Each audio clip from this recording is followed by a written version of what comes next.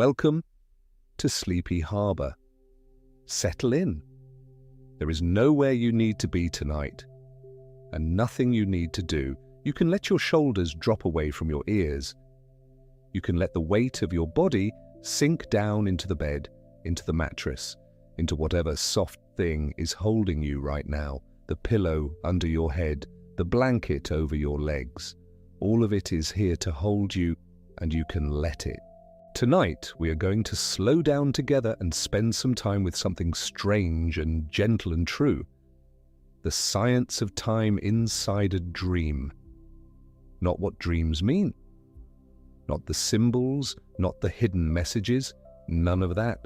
Just this one quiet question that almost everyone has wondered about at least once, lying awake in the dark. Why does a dream sometimes feel like it lasted hours when when the clock knows that you were only asleep for a little while? Why does time feel different inside a dream? And here is the first kind thing I want to say to you. You do not need to know anything about sleep science to listen to this. You do not need to remember a single name or a single date. There will be a few names tonight. Real scientists, real laboratories, real careful experiments and I will say them slowly and explain them gently as we go, but they are not a test. You will not be quizzed in the morning. If a name drifts past you like a leaf on dark water and you do not catch it, that is perfectly fine. Let it drift. The understanding will gather on its own, the way warmth gathers in a room, without you having to grab for it. Before we begin, I would love to know that if you feel like it, what time it is where you are and where in the world you are listening from. You can leave it in a comment, just a few words, no more than that. There is something quietly lovely about it. Somewhere out there, someone is listening to this same voice at 2 in the afternoon with the curtains drawn against the sun, and someone else is listening at 3 in the morning with the whole house asleep around them, and someone else is on a train watching the dark slide past the window. All of us scattered across all those different clocks, settling into the same slow story. You are not listening alone. You only feel alone. There is a difference. And tonight, you are on the side of the difference that is held. So, take a slow, deep breath now. In through the nose, gently, no effort. And let it go slowly, like a tide easing back out. Feel the breath move down into your chest and into your belly, and feel how the body, given even half a chance, knows exactly how to soften.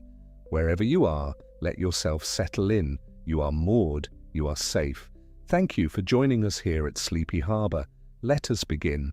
I want to start with something you already know, even if you have never put it into words. You know the feeling of lying down at night and the mind starting up. The body is finally still. The lights are off. The day is over. And then, almost as if it has been waiting all day for the quiet, the mind begins to talk.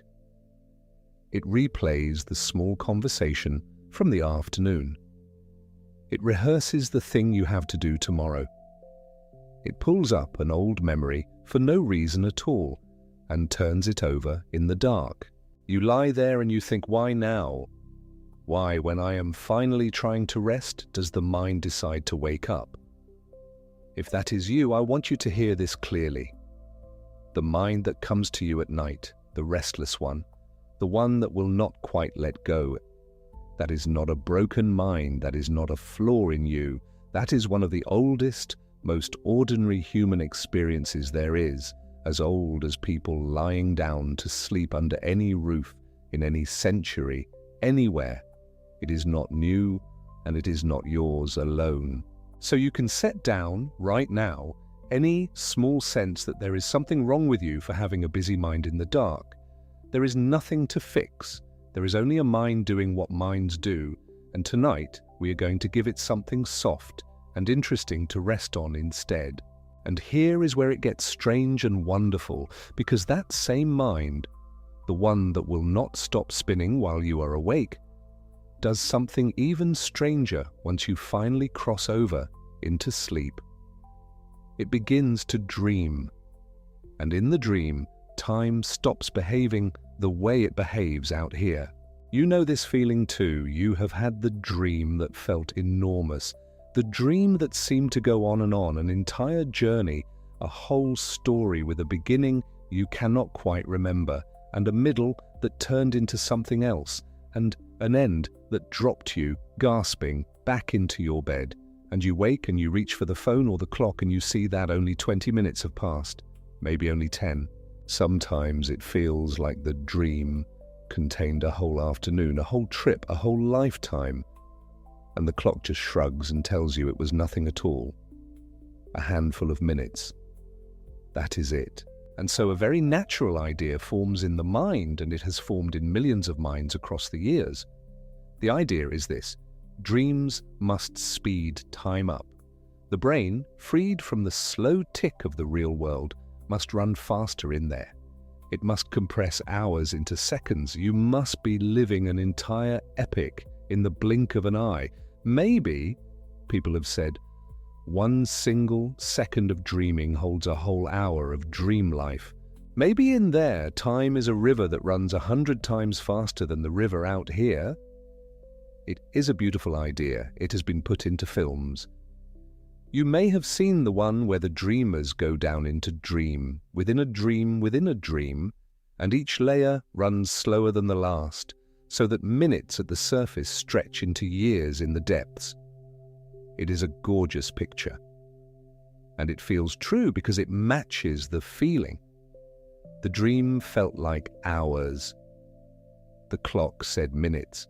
Of course, time is being squeezed in there. Of course, the dream is a fast-forward film. But here is the gentle turn, the first quiet surprise of the night. And I want to give it to you slowly because it is the thread that the whole rest of this story hangs from. That beautiful idea that dreams speed up time, that you live a lifetime in a second, when scientists actually went and measured it carefully, patiently, from the inside, it turned out not to be true. Not in the way we always thought. The truth they found was stranger and quieter and, I think, far more interesting.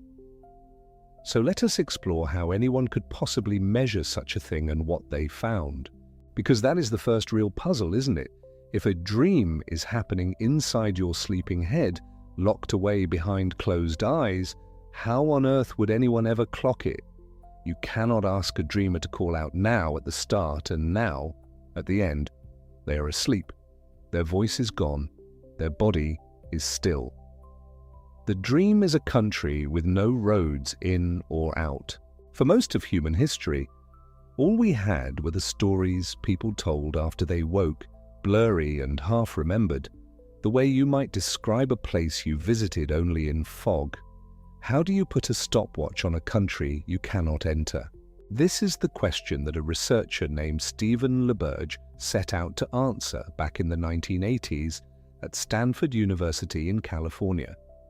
He went on to found a place called the Lucidity Institute, devoted to studying a particular kind of dreaming. And we will come to what makes it particular in just a moment. For now, only hold the picture of him, a careful scientist in a quiet sleep laboratory, trying to do something that sounds almost impossible. He wanted to send a message into a dream and get a message back out, and use those two messages to time the dream like timing a runner between two marks on a track. And he found a way. To understand the way, you have to know one small, almost magical fact about the sleeping body, and it is a fact we will return to more than once tonight, because so much depends on it. When you fall into the kind of deep, vivid, story-filled sleep where most dreaming happens, your body goes still. More than still, it goes slack, soft, almost paralyzed. There is a good reason for this. If your body acted out everything that happened in your dreams, you would be a danger to yourself, kicking and running and falling out of bed every night. So the brain, wisely, throws a kind of switch that cuts the connection between the dreaming mind and the moving muscles. Your arms do not run, your legs do not run. You lie there perfectly calm on the outside, while anything at all might be happening on the inside. But, and here is the loophole, the small open window in the locked house, there is one set of muscles the brain does not switch off. The eyes keep moving. In fact, this stage of sleep is named for it. Rapid eye movement sleep, REM, named because if you watch a sleeping person in this stage, you can see their eyes darting and rolling beneath their closed lids as though they are watching something, which in a sense they are. They are watching the dream. So LaBerge realized something. If the body is paralyzed but the eyes are free, then the eyes could be a telegraph line, a secret channel running out of the sealed country of sleep. If a dreamer could agree before falling asleep to make a particular deliberate movement with their eyes once they were inside a dream, say, to look hard left, then hard right, then left, then right again, a clear and unnatural pattern that would never happen by accident, then a machine watching those eyes could catch the signal. A message from inside the dream, written in the only ink the dreamer had left, the movement of the eyes. And there was a machine that could read it, a gentle instrument that records the tiny electrical changes around the eyes as they move, drawing them out as lines on a chart. It is called an electrooculogram. A long word, I know, so let it go past if you like, but it simply means a recording of the eye's movement, an eye writing. On that chart, the ordinary darting of dreaming eyes looks like soft, random scribble. But a deliberate signal, left, right, stands out from the scribble like a knock on a door. Clear, intentional, a person in there signaling out. Now, for any of this to work, you need a very particular kind of dreamer.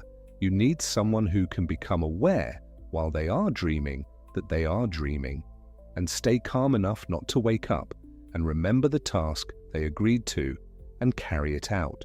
A dreamer who is awake inside the dream. This is called lucid dreaming, and it is rare and it is trainable, and LaBerge studied people who could do it reliably. People who could be deep in a dream and yet, in some clear corner of themselves, know it was a dream. And remember, when I am in here, I have a job to do. I have to count, and I have to signal. So here, at last, is the experiment, and I want to walk you through it as slowly as it deserves, because it is the heart of tonight's story. Picture the laboratory. It is dark and quiet. The dreamer is asleep, wired gently to the machines, the soft pens of the recorder waiting to draw whatever the night brings. The scientists are awake, watching the lines, waiting.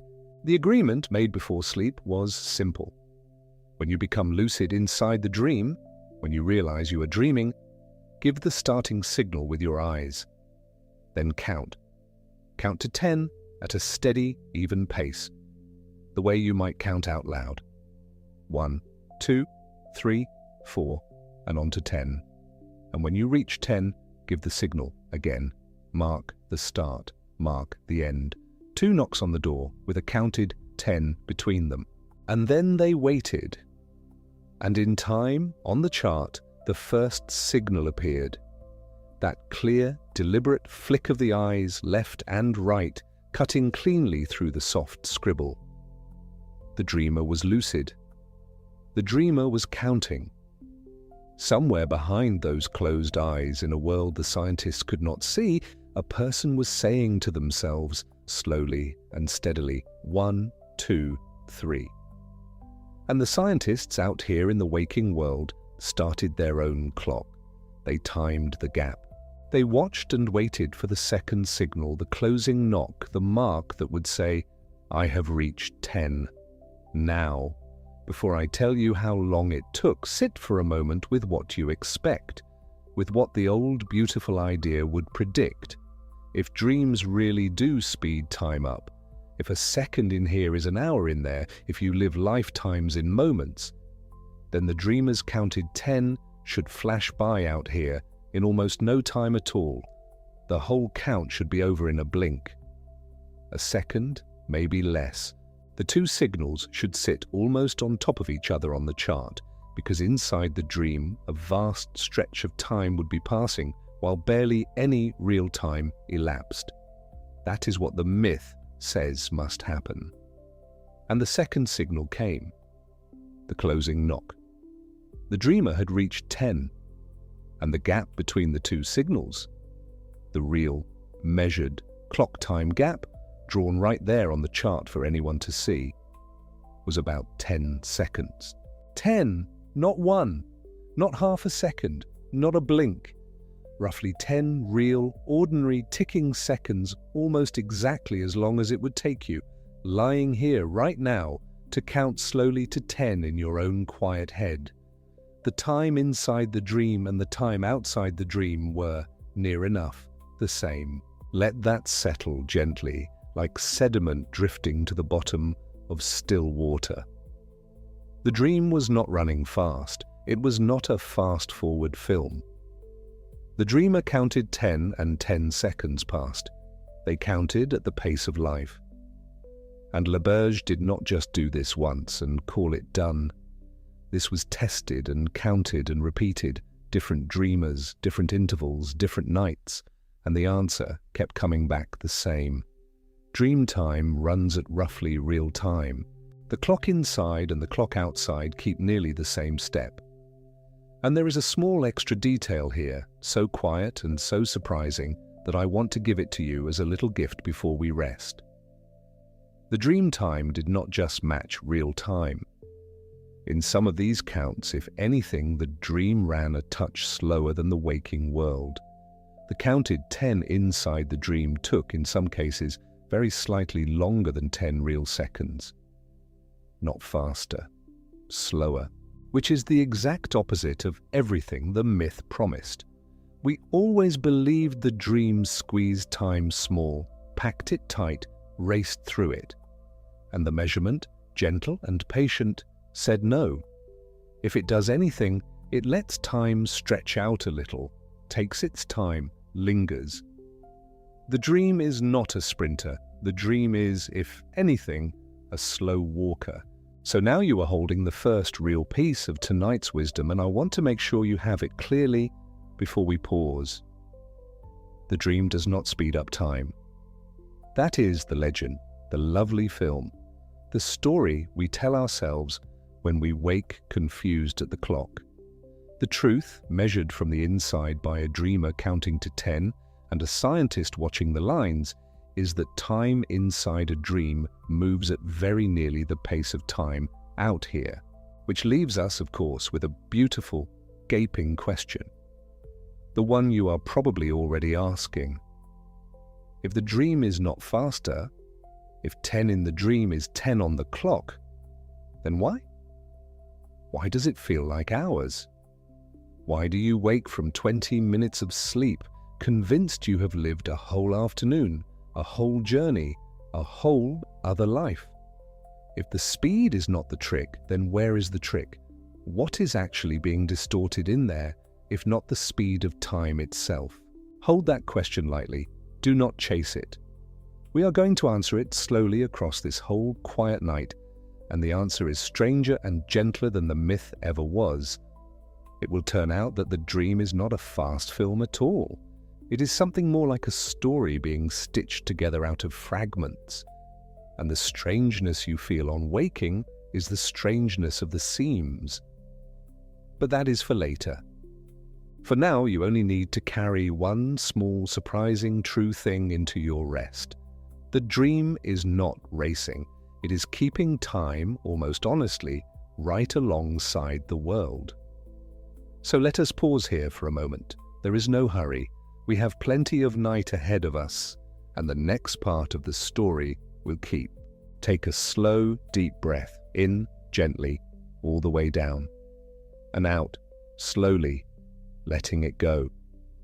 Notice, if you would like to, how your body has grown a little heavier since we started, how the bed holds a little more of you now, the places where you were braced without even knowing it, the jaw, the shoulders, the small muscles around the eyes. You can let them soften a little more with this breath. There is nothing to hold up. There is nothing to figure out. The dream keeps its own honest time, and so, tonight, can you.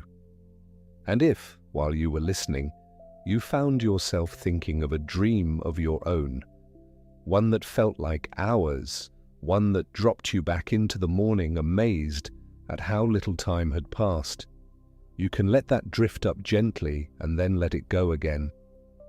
You do not need to solve it. You do not need to remember it.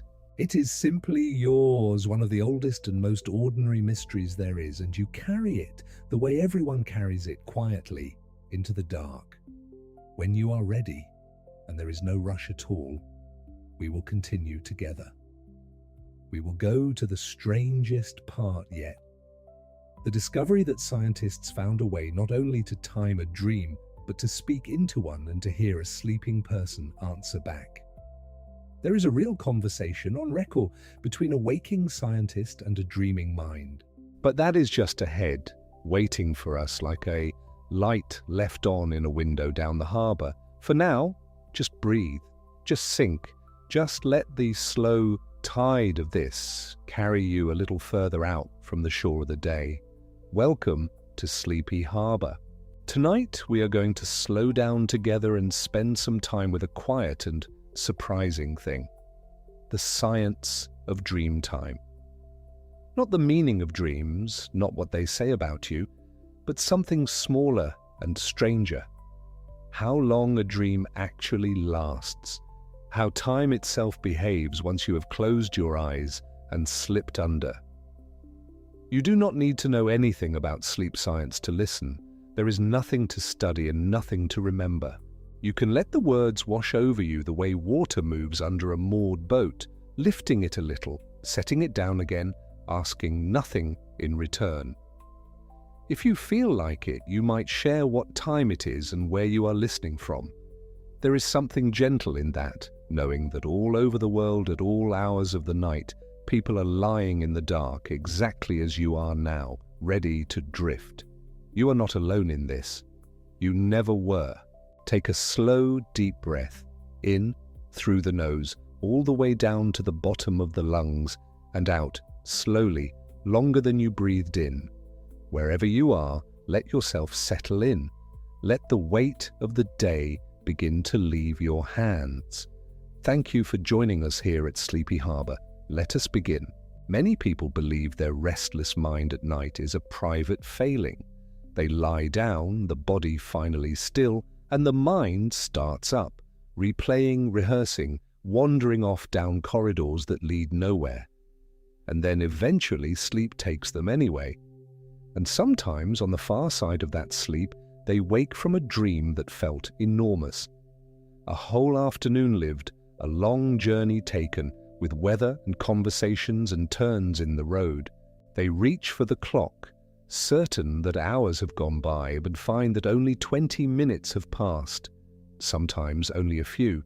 Maybe this has happened to you. Maybe it happened just last week. A dream so full, so long, so detailed, that when you surfaced, you felt almost jet-lagged by it, as if you had traveled somewhere far and only just returned. And the clock simply did not agree. The clock said, calmly, that you had barely been gone. So here is the question we will hold tonight softly, the way you might hold a smooth stone in your palm. If dreams are not sped up, and they are not, as we will see, then why on earth does it feel like hours? Where does that feeling come from? What is it made of? For a very long time, the answer everyone gave was the obvious one. The dream must be compressed. The brain must run a kind of fast forward, packing an epic into a handful of seconds, the way a whole symphony can be hummed in a breath. You have probably heard the version of this that goes around. that 1 second of dreaming sleep equals an hour of dream life, that you might live entire lifetimes in the moment before an alarm goes off. It is a beautiful idea. It has been put into films, into stories, into late-night conversations for generations. It feels true. It feels like it explains the wonder, but it is gently a legend. And the way we know it is a legend is one of the quietest and most remarkable little experiments in all of sleep science. So let us explore it together. There was a researcher named Stephen LaBerge working at Stanford back in the 1980s. He founded a place called the Lucidity Institute, and he was interested in a particular kind of dreamer, the lucid dreamer. That is simply someone who becomes aware, inside the dream, that they are dreaming. They do not wake up. They stay in the dream, but a small light of knowing comes on. And that knowing, it turns out, is a door. Because here is the loophole LaBerge understood. When you are deep in dreaming sleep, your body is held perfectly still.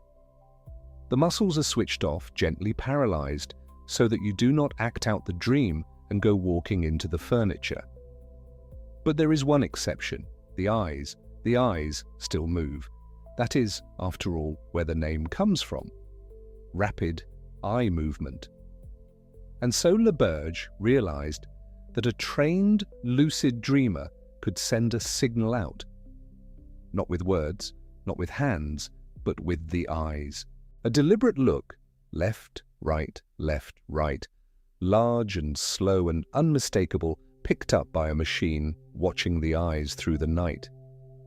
It was, in the truest sense, a telegraph from inside a dream.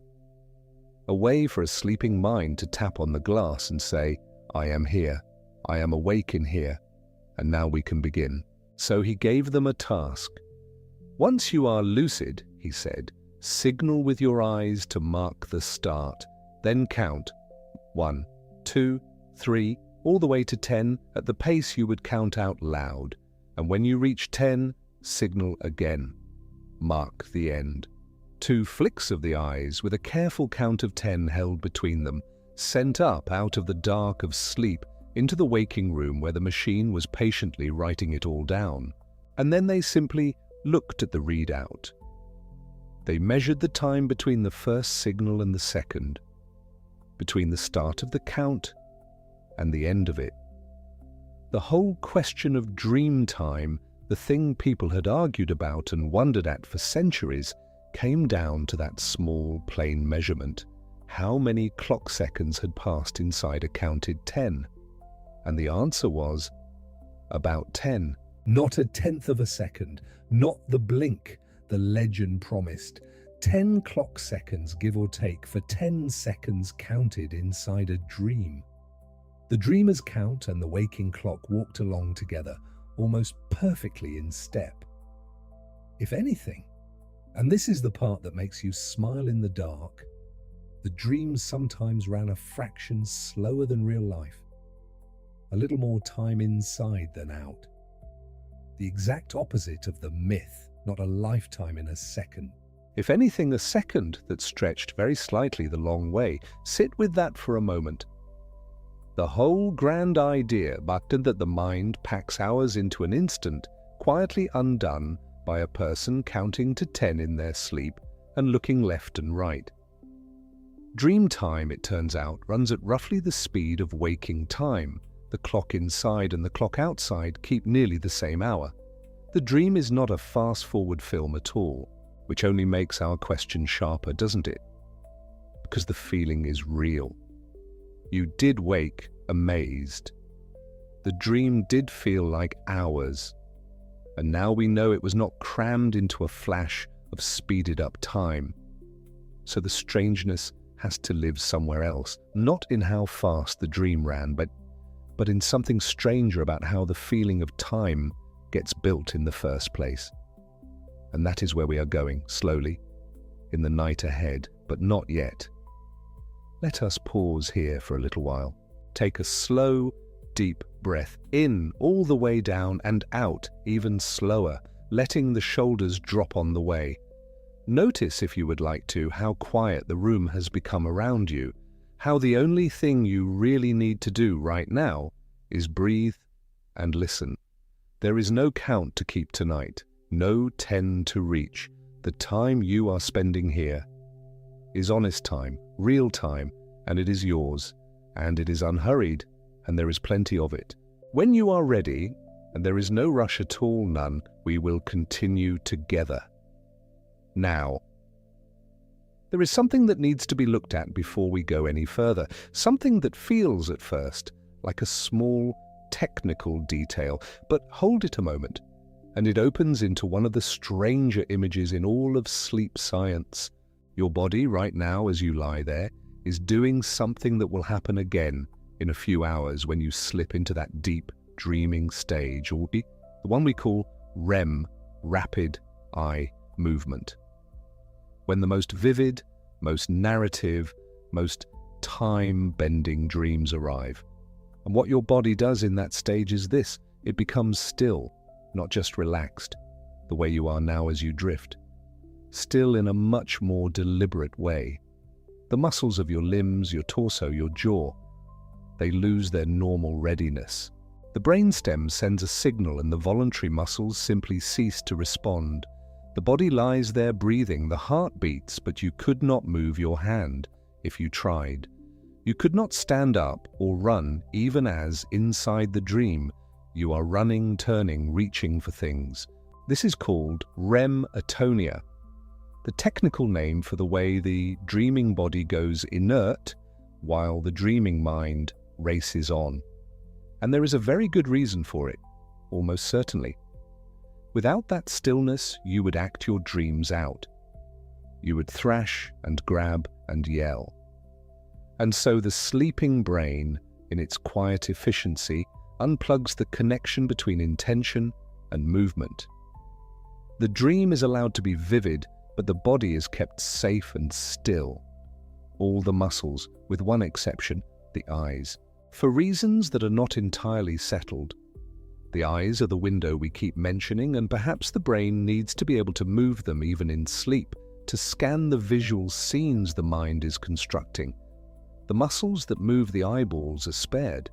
They remain connected. And so a sleeping person in the middle of a vivid dream may have eyes that move beneath their lids. A quick dart to the left, a glide to the right, a flutter as the scene shifts. You may have noticed this in a sleeping partner or a child. The face is slack and still, the breath is slow, and then the eyes move under the thin skin of the eyelids, restless and alive in that enclosed dark. It was this fact, the spared eyes in a paralyzed body, that made a particular discovery possible. And the discovery happened in 1953 in a laboratory at the University of Chicago by two researchers whose names deserve a moment of quiet recognition. Eugene Azarinsky was a graduate student working under Nathaniel Kleitman, who was already one of the most important sleep researchers of the 20th century. Azarinsky was studying eye movements in sleeping infants with equipment that was far more sensitive than anything previously used for this purpose. And on a particular night of observation, he noticed something that had likely been visible, at least in principle, to anyone who had ever watched a sleeping person, but had never before been systematically recorded or understood. The eyes of sleeping subjects moved, not randomly, not just the slow rolling of light sleep. They moved in coordinated bursts, quick and purposeful seeming, as if the sleeper were watching something. And when Azarinsky and Kleitman woke subjects during these bursts of eye movement, the subjects reported vivid, active, story-like dreams. When they woke subjects when the eyes were still, the reports were vague, minimal, or absent altogether. They had found the signature of vivid dreaming. The period of sleep we still call REM, rapid eye movement, was named for exactly this. The moving eyes beneath closed lids, tracking the invisible theater of the dream. That was in 1953, and for decades the moving eyes remained a clue, a diagnostic marker, the sign that told an outside observer that someone was dreaming, but not yet a means of communication. Because the dreamer was still, as far as the rest of science knew, completely sealed inside the experience. Unreachable. You could see the eyes moving. You could not ask what the eyes were looking at. Then Stephen LaBerge, whom we met a little while ago counting to 10 in a Stanford laboratory, began to think about the one crack in the seal. If the eyes moved freely during REM. If a dreamer knew through practice how to become aware that they were dreaming while still inside the dream, a state called lucid dreaming, the state in which the dream continues but the dreamer thinks with something like waking clarity, knows themselves to be asleep, can form intentions and act on them. If you combine that awareness with the freely moving eyes, then a lucid dreamer could, in principle, send a signal, make a deliberate, prearranged eye movement. Not the random drifting of a passive sleeper, but a specific, agreed-upon motion. Left, right, left, right. The same motion every time, a Morse code of the eyes tapped out of the sealed room of sleep. The device that records these movements is called an electrooculogram. It is not a dramatic piece of equipment. Electrodes are placed near the eyes, on the skin, and they detect the tiny electrical changes that accompany each movement of the eyeball.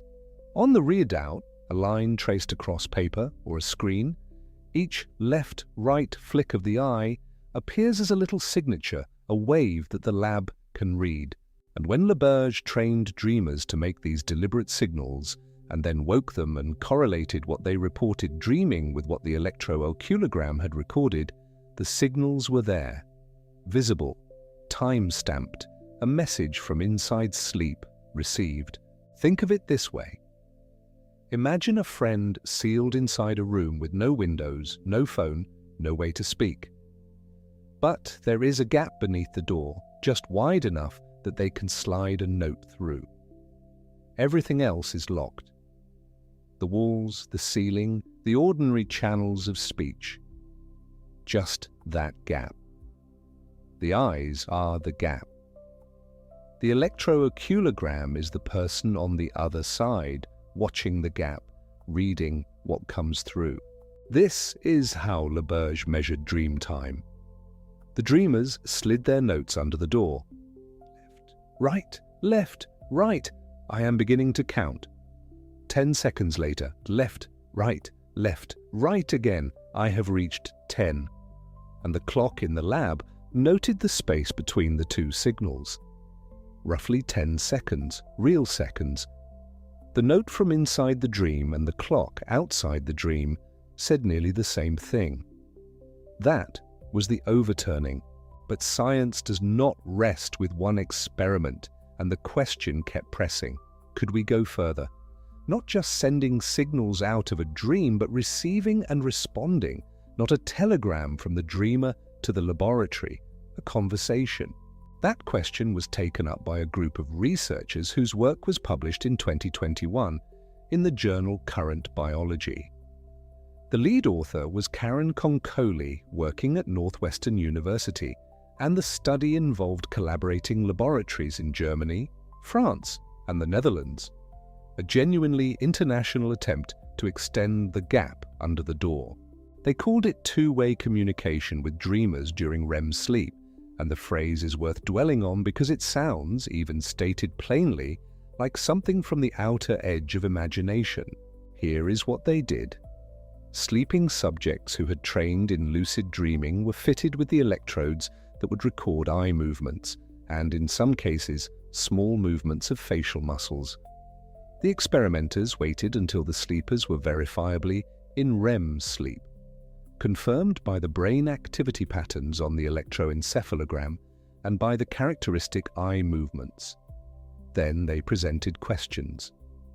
Not by shaking the sleeper awake, by speaking softly or by presenting a light signal into the ongoing dream.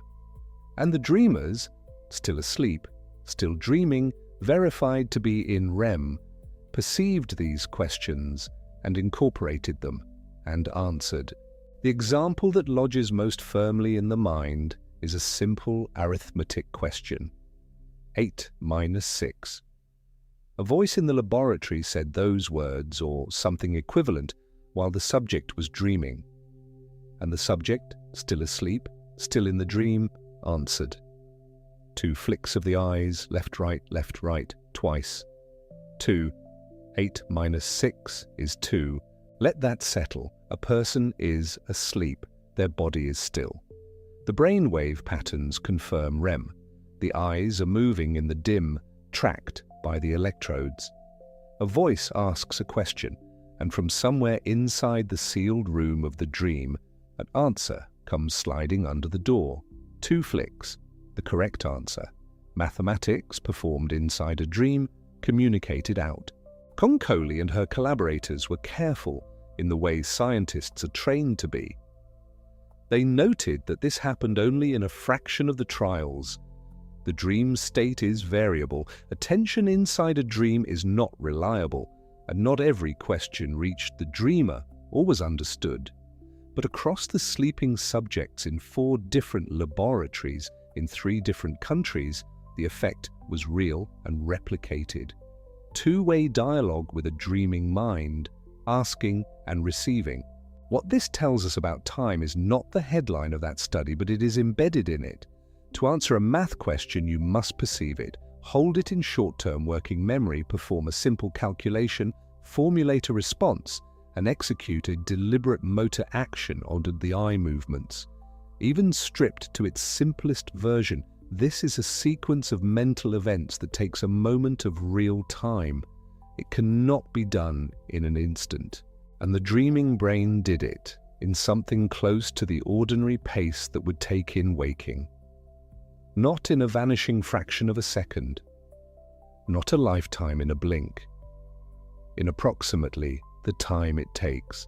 This is corroborating evidence of the same truth that LaBerge's counting gave us. The dream is not running at some wildly accelerated clock rate where human cognition happens in infinitely compressed slices. The dreaming mind, when it processes and responds, does so at a pace that a laboratory clock can track and that falls within the range of normal human response times.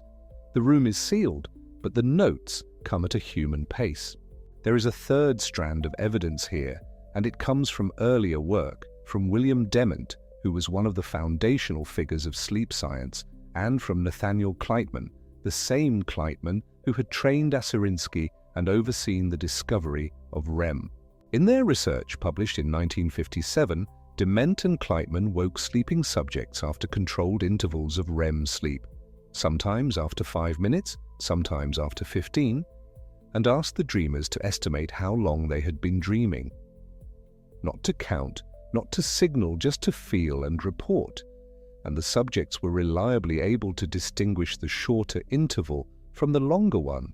Those who had been allowed 15 minutes of REM before waking reported more dream content, a longer felt narrative, a denser sense of how much had happened. Those woken after 5 minutes reported a briefer experience. The ability to make this distinction is small but telling. It says that the amount of dream that fits into 5 minutes of clock time feels like roughly 5 minutes worth of experience. The amount that fits into 15 minutes feels like 15 minutes worth. Dream time and clock time are not violently mismatched. The scale is approximately preserved. The dreamer is not running on a wildly different calendar from the laboratory. The room is sealed, but they are living through roughly the same number of seconds as the clock outside is counting. This does not mean dreams are boring or thin. A lot can happen in 15 real minutes, in a dream or out of one. But it means the happening is not miraculous compression. It is experience at something like normal speed in a mind that has lost its ordinary tools for marking and sequencing that speed. Now, there is one more thing to consider about the sealed room, and it is perhaps the most immediately verifiable, or at least the most recognizable, if you are willing to remember a dream. The room is not entirely sealed from outside. Something reaches through. You may know this from your own sleeping life. You are deep in a dream. Something is happening. Some scene is unfolding, and then a sound from the waking world enters. A car alarm in the street, a voice from another room, a hand on your shoulder gently. And the dream does not immediately end. Instead, the sound, the touch, the voice is woven into the dream. The car alarm becomes a fire engine in the dream's city. The voice from the hall becomes someone speaking at the edge of the dream's scene. The touch becomes a hand reaching for yours across the dream's floor. This weaving happens quickly, within seconds. The dreaming brain, working with whatever material it has available, incorporates the real-world signal into the ongoing narrative with remarkable speed. The seam is almost invisible from the inside. You could not tell within the dream that a moment ago there was no fire engine. It feels as though it was always there, always part of the story. What does this mean for time? It means the dreaming brain is, in fact, tracking the real clock as it unfolds. The dream is running in real time, or near it, and therefore when something from the real second arrives, the dream can catch it in roughly that same second and use it. If the dream were running at some radically different speed, wildly faster or slower, this integration would not work. A brain running 1,000 seconds of inner experience per real second would have no machinery finely tuned enough to catch a waking world sound and place it correctly in the flow. The near real-time pace of the dream is precisely what allows it to respond to a near real-time world. It is a strange kind of proof. The dream's permeability in the fact that the real alarm enters and becomes the dream's alarm tells us that both clocks are running at the same rate, the outside world and the inside world keeping time together, even as one of them has lost all sense of keeping time at all. And that, of course, is the puzzle. Because even knowing all of this, even knowing the dream runs at roughly real speed, knowing that 10 seconds inside is 10 seconds outside, knowing that a sleeping mathematician can answer 8 minus 6 in the ordinary span of cognition. Even knowing all of that, the feeling remains. You wake and it felt like hours. You wake and there is a sense of vast, elapsed time that no 10-second count can account for. The sensation is real.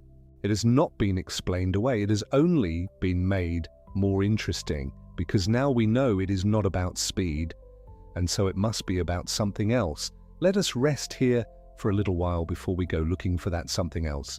Take a slow breath in, fill the lungs all the way, and then let it go without hurrying.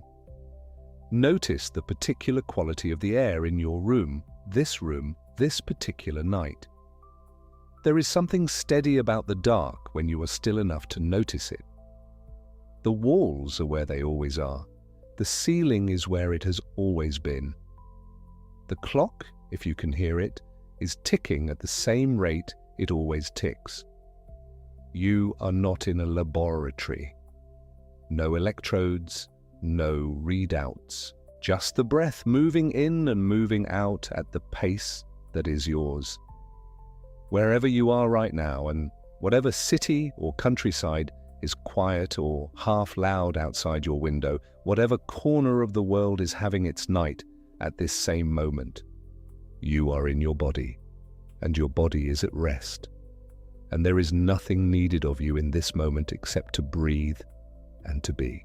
If any part of your mind has been busy, turning something over, replaying some moment from the day, moving forward into tomorrow before tomorrow has begun, you can set that down.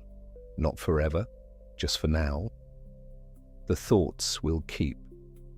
They are patient. And you can return to them when the light returns. For now, take one more slow breath, in and out, and when you feel ready, when the breath has done its work, we will continue together. There is no hurry at all. We have all of the quiet night ahead. Breathe in and out, and when you are ready, we will go on. Good. We were saying that the feeling of a dream lasting hours is real, even when we know the duration was not compressed, even when we know 10 seconds inside was 10 seconds outside. And we were asking, where does the feeling live, if not in speed? Let us begin to look at that. And let us begin with the brain itself, and with something it does during REM sleep, that is, when you sit with it, one of the stranger pieces of information we have about the sleeping mind. There is a region of the brain behind your forehead, not directly at the front, in a little further back and to the sides, but still in that forward-facing zone we associate with thinking and planning and keeping track of things. It is called the dorsolateral prefrontal cortex. The name is a mouthful, and it is worth staying with it only long enough to understand its job, because the job is the point. The dorsolateral prefrontal cortex is the part of your brain that keeps things in order. It holds information in mind while you work with it.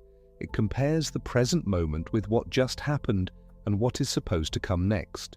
It applies logic. It checks whether things make sense. It notices when something doesn't add up. And, crucially for our story, it plays a significant role in tracking the sequence of events in time. In knowing that this came before that you have been sitting here for 20 minutes rather than 2, that the order of things is the order that actually occurred. It is, in a phrase that will serve us well tonight, a kind of sequencing supervisor, the part of the mind that makes sure the train of events runs on the right track, in the right order, and on something like the right schedule.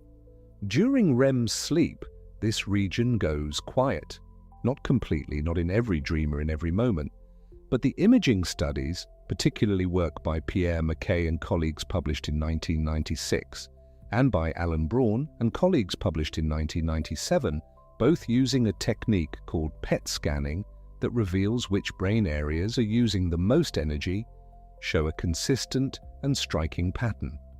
When the body enters REM sleep, the dorsolateral prefrontal cortex markedly reduces its activity. It is not switched off the way the voluntary muscles are switched off, but it dims. The sequencing supervisor sits down, loosens its collar, and stops supervising. At the same time, other regions blaze to life. The amygdala, the brain's emotional processing center, the part that registers fear and urgency and desire, becomes highly active. The visual association areas, the parts of the brain that build and interpret complex visual scenes, light up. Emotion, vision, and story, fully powered. Logic, sequence, and the tracking of time, dimmed. Think about what that means for a moment. You are in a dream. You are, by the measurements we have now traced, experiencing time at roughly its actual speed. 10 seconds of experience per 10 seconds of clock. But the part of your mind that would normally be noting the order of events, flagging the discontinuities, asking how you got from here to there, that part is running at low power. It is not performing its usual audit. And so the dream's discontinuities, the jumps, the sudden shifts of scene, the way you were in a hallway and are now standing at the edge of a body of water with no memory of traveling, go unnoticed from the inside. They are not flagged as discontinuities. They feel, to the experiencing mind, like continuous flow. Because the auditor, who would mark them as breaks, is not auditing. Notice something that you may recognize from your own dreams. You are never at the beginning of them. You are always, when you find yourself inside a dream, already in the middle, already in a situation that apparently has a history, a context, reasons and antecedents you feel you understand, even though you have no actual memory of them. You do not enter a dream the way you enter a film from the first frame. You are deposited mid-scene into a story that has apparently been running for some time. And yet you do not feel confused by this. You feel perfectly oriented. Because the sequencing supervisor, you need the part that would say, wait, I have no memory of how we arrived at this situation. something is wrong, is quiet. And when you cannot read a clock in a dream, this is part of why. It is not only that the visual imagery of numbers and text tends to be unstable in dreams, though it does tend to be unstable, the words and digits shifting and refusing to hold still when examined twice, which is itself a symptom of the offline logical mind failing to impose consistency. It is also that there is no one on duty to notice that the clock said 3:20 a moment ago and now says 11:40 and has not visibly moved. The noticing faculty is dim. The clock slips past unremarked. And here is the deeper thing. The reason I am telling you about the sequencing supervisor is not only to explain why dreams are jumbled and discontinuous, it is to begin opening a question that is more surprising than that. Because the sequencing supervisor's job in waking life is not just to notice discontinuities, it is to build the feeling of continuous time in the first place. And that building, the active construction of your sense that time flows smoothly, that this moment follows that one, that the past is behind you and the future is ahead, is not a passive recording. It is work. It requires a region of the brain to be doing something. The prefrontal cortex, in partnership with the hippocampus, is assembling your experience of duration as you live it. And if that assembly requires active work, if the smooth flow of time is something the brain has to make and not just something it witnesses, then what happens when the assembler partially withdraws is not merely that time gets confused. It is that you see behind the illusion. The dream is not a broken version of time. It is time without the machinery that normally makes it feel whole. But before we go fully into that, let us look at one more thing. Because the brain does not only construct time by running the sequencing supervisor, it also has a whole distributed system for time, different regions handling different scales. And almost none of it is running normally during the dream. We are, in dreams, remarkably unclocked on every scale. There is a structure inside your skull about the size of a small grain of rice, tucked just above the optic chiasm, receiving light signals from the retina even before they are fully processed into vision. It is called the suprachiasmatic nucleus. And it keeps the day. It governs the slow, 24-hour tide of your biology. When you are alert, when you are drowsy, when cortisol rises before the alarm clock sounds. It is your circadian master. But its clock runs on a scale of hours. It cannot tell you whether 5 seconds have passed or 50. It is too slow for that. Below the time scale of hours, the brain recruits a different committee. The cerebellum, the basal ganglia, the supplementary motor area. These regions handle the shorter intervals, the milliseconds and seconds that let you tap a rhythm, catch a ball, finish a sentence at the right moment. They are the short interval timekeepers, and they are extraordinarily precise when they are working. A musician who has practiced for years has calibrated these systems to a fineness the rest of us can only approximate. And then there is the prefrontal cortex and the hippocampus, handling the longer middle distances. How long have I been waiting? How much time has passed since I last looked? How many minutes does this meeting have left? These are not measurements read off a dial. They are estimates assembled from context, from how much has happened, how much energy has been spent, how hungry I have become, how far the light has moved. Time, in other words, is not a single sense. It is a collaboration, a distributed inference drawn from many regions running on different clocks, patched together into something that feels seamless. And in the dream, most of this committee is absent or altered. The circadian slow clock is there in the background, running the biological tide that will eventually pull you upward toward waking. But the short interval timekeepers are quiet. The prefrontal context assembler is dim. The hippocampus, which in waking life is threading moments into sequence, is doing something else. Something we will come to in a moment. something that involves very fast replaying rather than slow, careful ordering. You are, in the dream, remarkably unclocked, on every scale, and yet something reaches through. This is what drew researchers toward a strange and specific problem.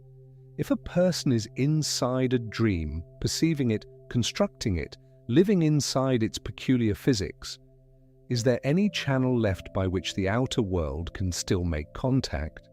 Or does the dream seal itself off entirely, a closed room? The answer, it turns out, was already written into the architecture of REM sleep. Because the atonia, the muscle paralysis that stills the body during dreaming, is not complete. It has one deliberate exception. The eyes move rapidly, irregularly, in bursts that gave REM its name, rapid eye movement. Eugene Aserinsky noticed this in 1953, watching a sleeping child in Nathaniel Kleitman's laboratory in Chicago. The body was still. The eyes were dancing behind closed lids. And when the sleepers were woken during these periods of eye movement, they reported vivid narrative dreams far more often than when woken in other stages. The moving eyes and the dreaming mind were linked. What Aserinsky and Kleitman had found, and they knew it almost immediately, was that the eye movements during REM were not random neurological noise. They corresponded to the dream. The eyes were looking at things. The dreamer's gaze was moving across the interior landscape of the dream, and those movements were visible from outside, traceable on an instrument called the electrooculogram, the EOG, which picks up the tiny electrical potential difference between the cornea and the retina and draws it as a waving line on a rolling strip of paper. The eyes were a telegraph, a channel that bypassed the paralysis. The muscles that moved them were spared the atonia that stilled everything else. And so a dreamer who knew how to control their eye movements deliberately could, in theory, send a signal from inside the dream to the laboratory outside it, a message from the closed room.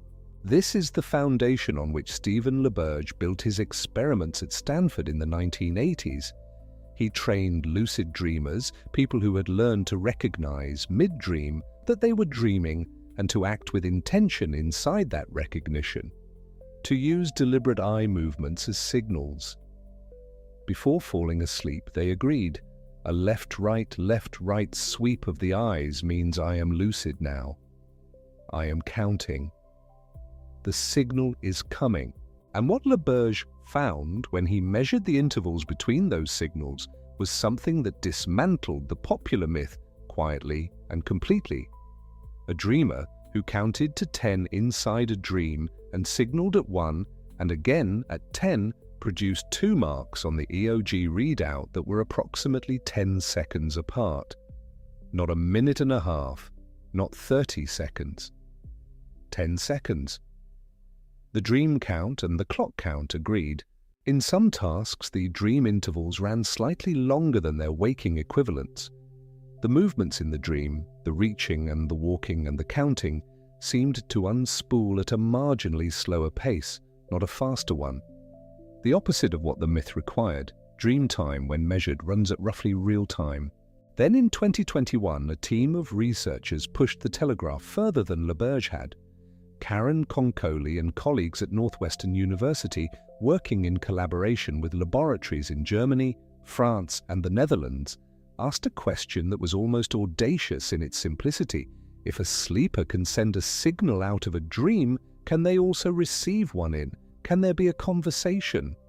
The answer, across 4 laboratories and 19 verified two-way exchanges, was yes. A sleeping person, confirmed by brainwave monitoring to be in REM sleep, was asked a question aloud by the experimenter in the room. The voice entered the dream, woven into it, as external sounds often are. And the dreamer answered, not by waking, not by muttering, by moving their eyes in the pre-agreed pattern. Asked what 8 minus 6 equaled, one dreamer replied with 2 eye flicks. 2.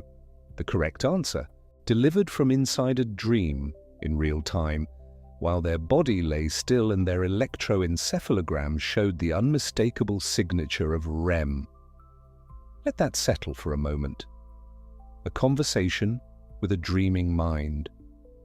The sleeper perceiving the question, processing the arithmetic, formulating the response and executing the signal, all without surfacing into waking, all on a roughly normal human timescale. There was no evidence the dreamer experienced a compressed flash of time in which hours of mental processing collapsed into a single eye flick. The response came, as best the researchers could measure, on the timescale you would expect from a waking person given a simple arithmetic problem. This is a hard finding to hold in the mind because it sits so far from what we imagine dreaming to be. We imagine the dream as a sealed interior, inaccessible, running on its own strange clock. Konkoly's study suggests it is more porous than that. The outside world reaches in, the dreaming mind reaches back out, and the exchange happens on a timeline that the waking world would recognize. William Dement and Nathaniel Kleitman had touched this earlier, in 1957, with a simpler method. They woke sleepers after known intervals of REM sleep, some after about 5 minutes, some after about 15, and asked them to guess how long they had been dreaming based on how much dream content they could recall. The sleepers were not told the actual time, and yet their estimates tracked the real elapsed time surprisingly well. 5 minutes of REM produced a sense of a shorter dream. 15 minutes produced a sense of a longer one. The amount of dream material, how much had happened, how far the narrative had traveled, corresponded to the real duration of the REM period rather than diverging wildly from it. The brain was not running a compressed film. It was running something closer to a real-time theater, even if the theater had strange physics and no reliable exits, and the theater admits visitors. External sounds and sensations are woven into the ongoing dream with a speed that researchers find striking. A sprinkle of water on the face of a sleeping person can appear in the dream as rain, or a wave, or the sensation of being sprayed within seconds of the actual stimulus. A ringing tone becomes a phone, a doorbell, a bell in a tower. A spoken word is incorporated not as an interruption, but as an element that was already there, already belonging to the dream's world, seamlessly stitched into the scene. The dream is not isolated from the real clock. It is running alongside it, sampling it, weaving it in, updating itself in something close to real time, which means the distortion you feel when you wake from what seemed like an epic, the sense that vast distances were covered, that a whole life was lived, is not a distortion of speed. It is something else, something about structure, about scaffolding, about the way the brain maps what happened and when. Take a slow breath now. Let the chest rise and fall. Wherever you are lying, feel the weight of the body against the surface beneath you. There is no hurry. You do not need to hold any of this tightly. The telegraph from inside sleep. The 2 eye flicks answering 8 minus 6. The dreamers correctly sensing 5 minutes from 15. Let all of it rest loosely in the mind, like objects set down on a table. You do not need to remember it. You only need to let it arrive. And when you are ready, we will continue together. So let us turn now to the question that sits at the center of all of this. If dream time is not wildly sped up, if the counted 10 takes roughly 10 clock seconds, if a sleeping person can answer a math question and signal back in something close to real time, then what is actually going wrong? What is producing that sensation so familiar and so strange of having lived through a vast and tangled expanse, of having been somewhere for a very long time when the clock on the wall tells a different story?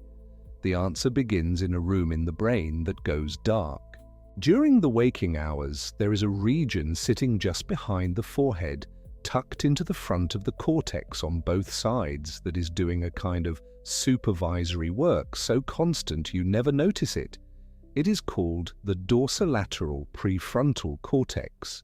The name is long and anatomical, but what it does is something you can feel if you try to imagine its absence.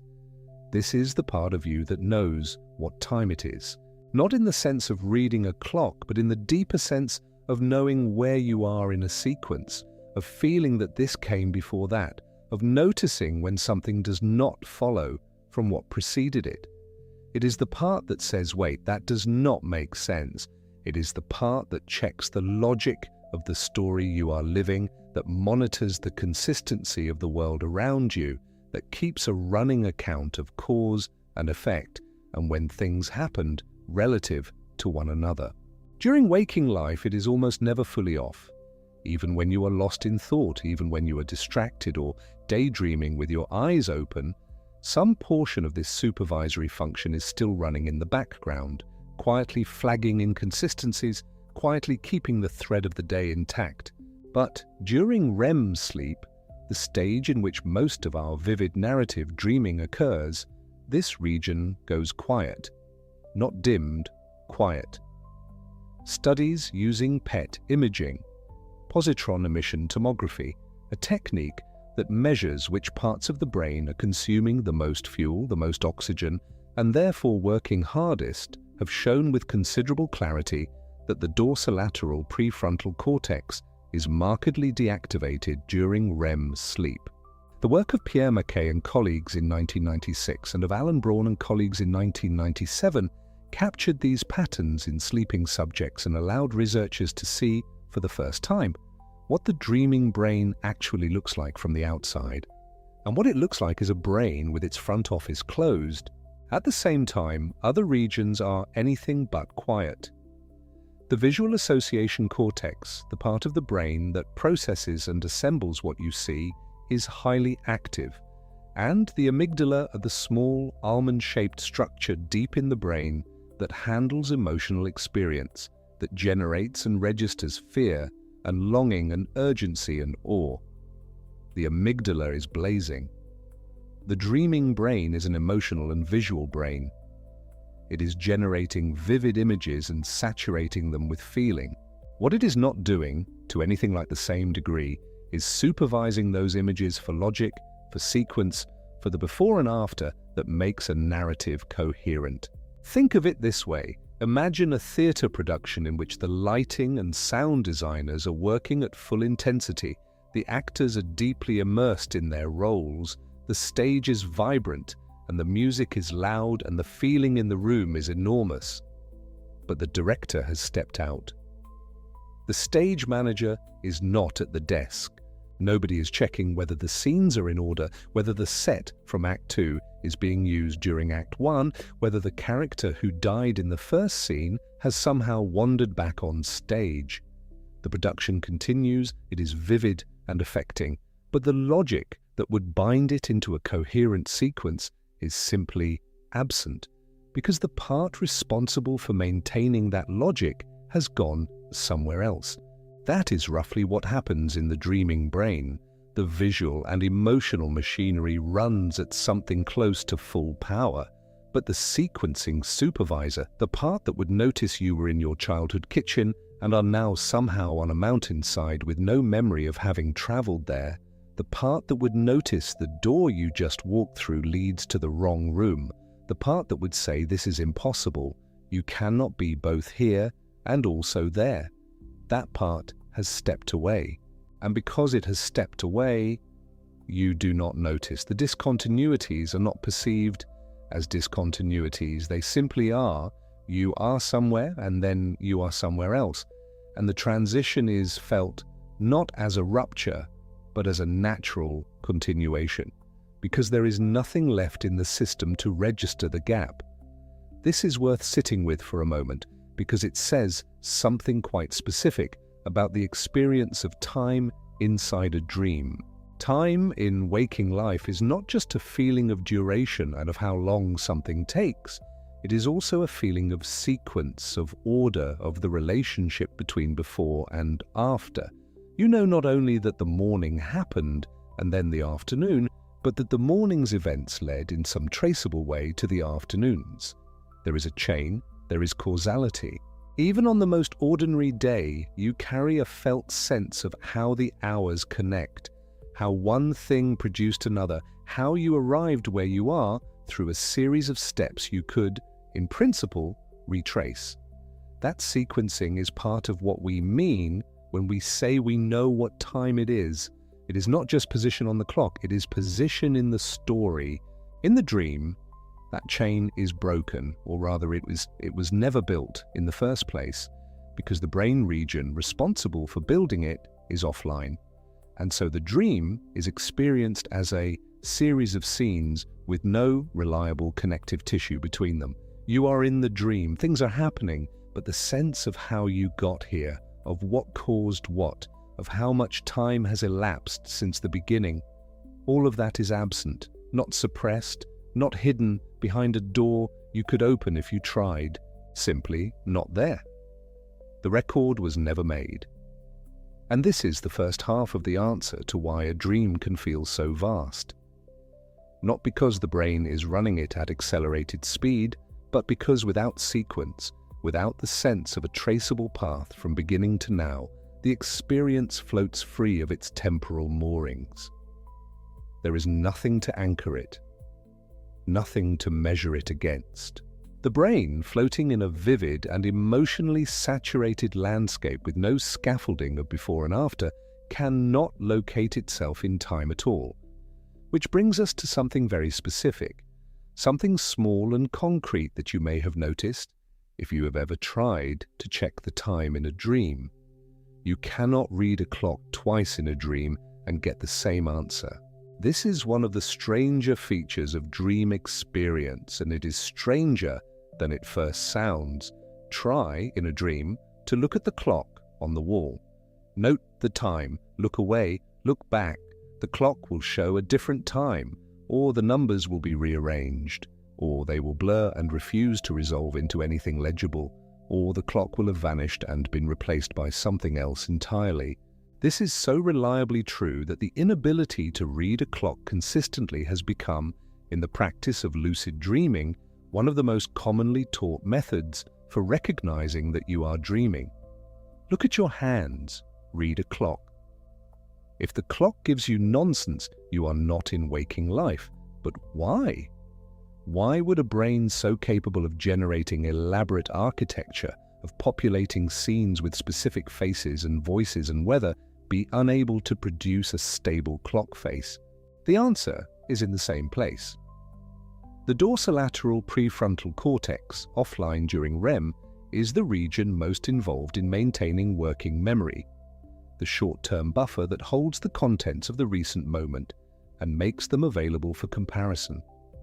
To read a clock twice and get the same answer, you need to remember what the first answer was. You need to compare the second reading against the first. That comparison requires working memory, and working memory requires the very region that is currently dark. So you look, and the information dissolves before it can be used as a reference point, and when you look again, you are starting from nothing. But there is a second layer to the clock problem that goes deeper still. Even if you could remember what the clock said a moment ago, there is no clock in your dream that is actually tracking time. The clocks in dreams are props.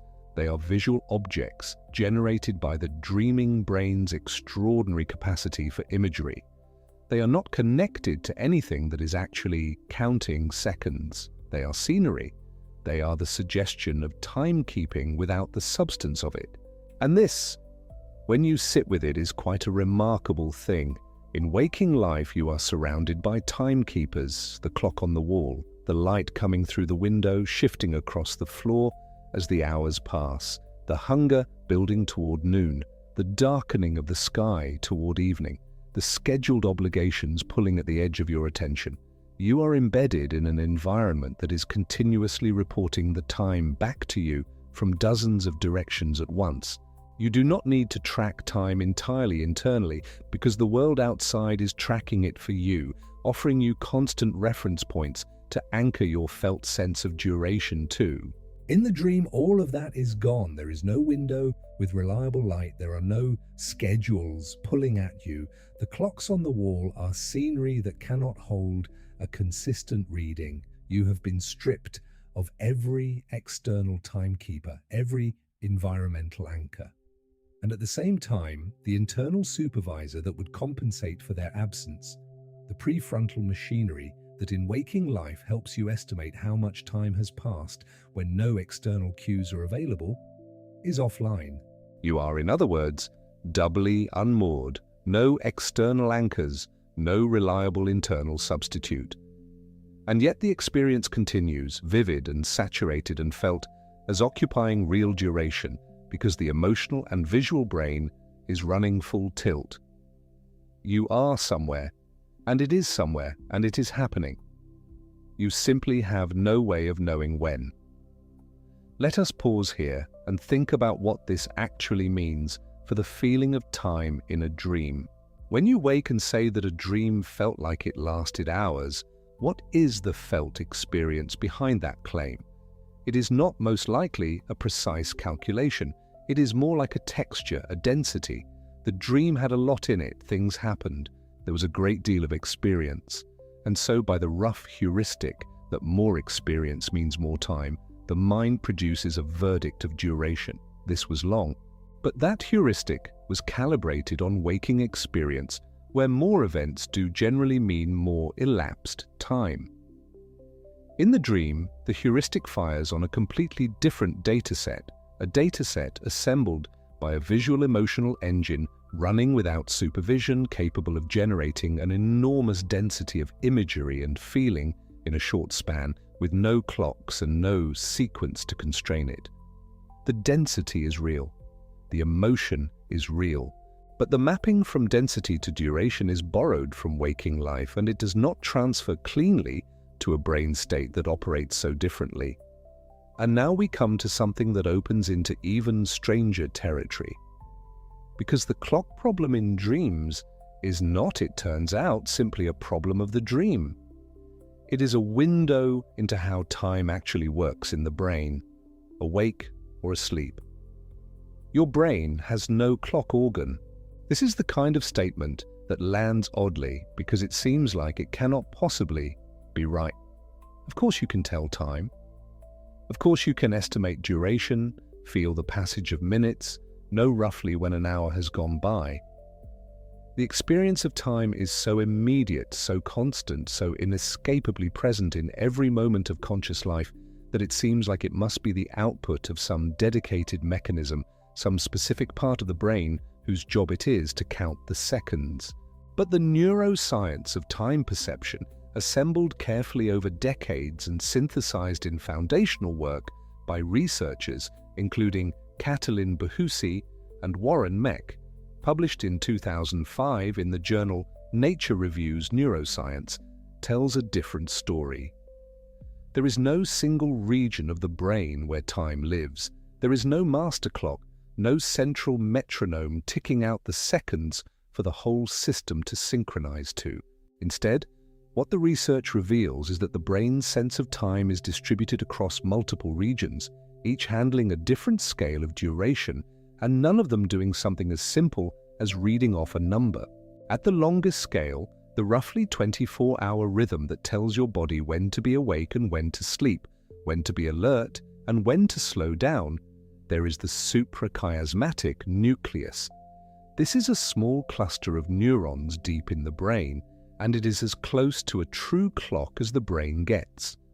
It runs on a roughly 24-hour cycle, it is sensitive to light, and it coordinates the broad rhythms of physiology across the day. But it is a circadian clock. It is tracking sunrise and sunset, hunger and rest. It has nothing useful to say about whether you have been in a meeting for 15 minutes or 45, or whether the dream you are having has lasted 5 minutes or an hour. For the shorter scales, other systems step in.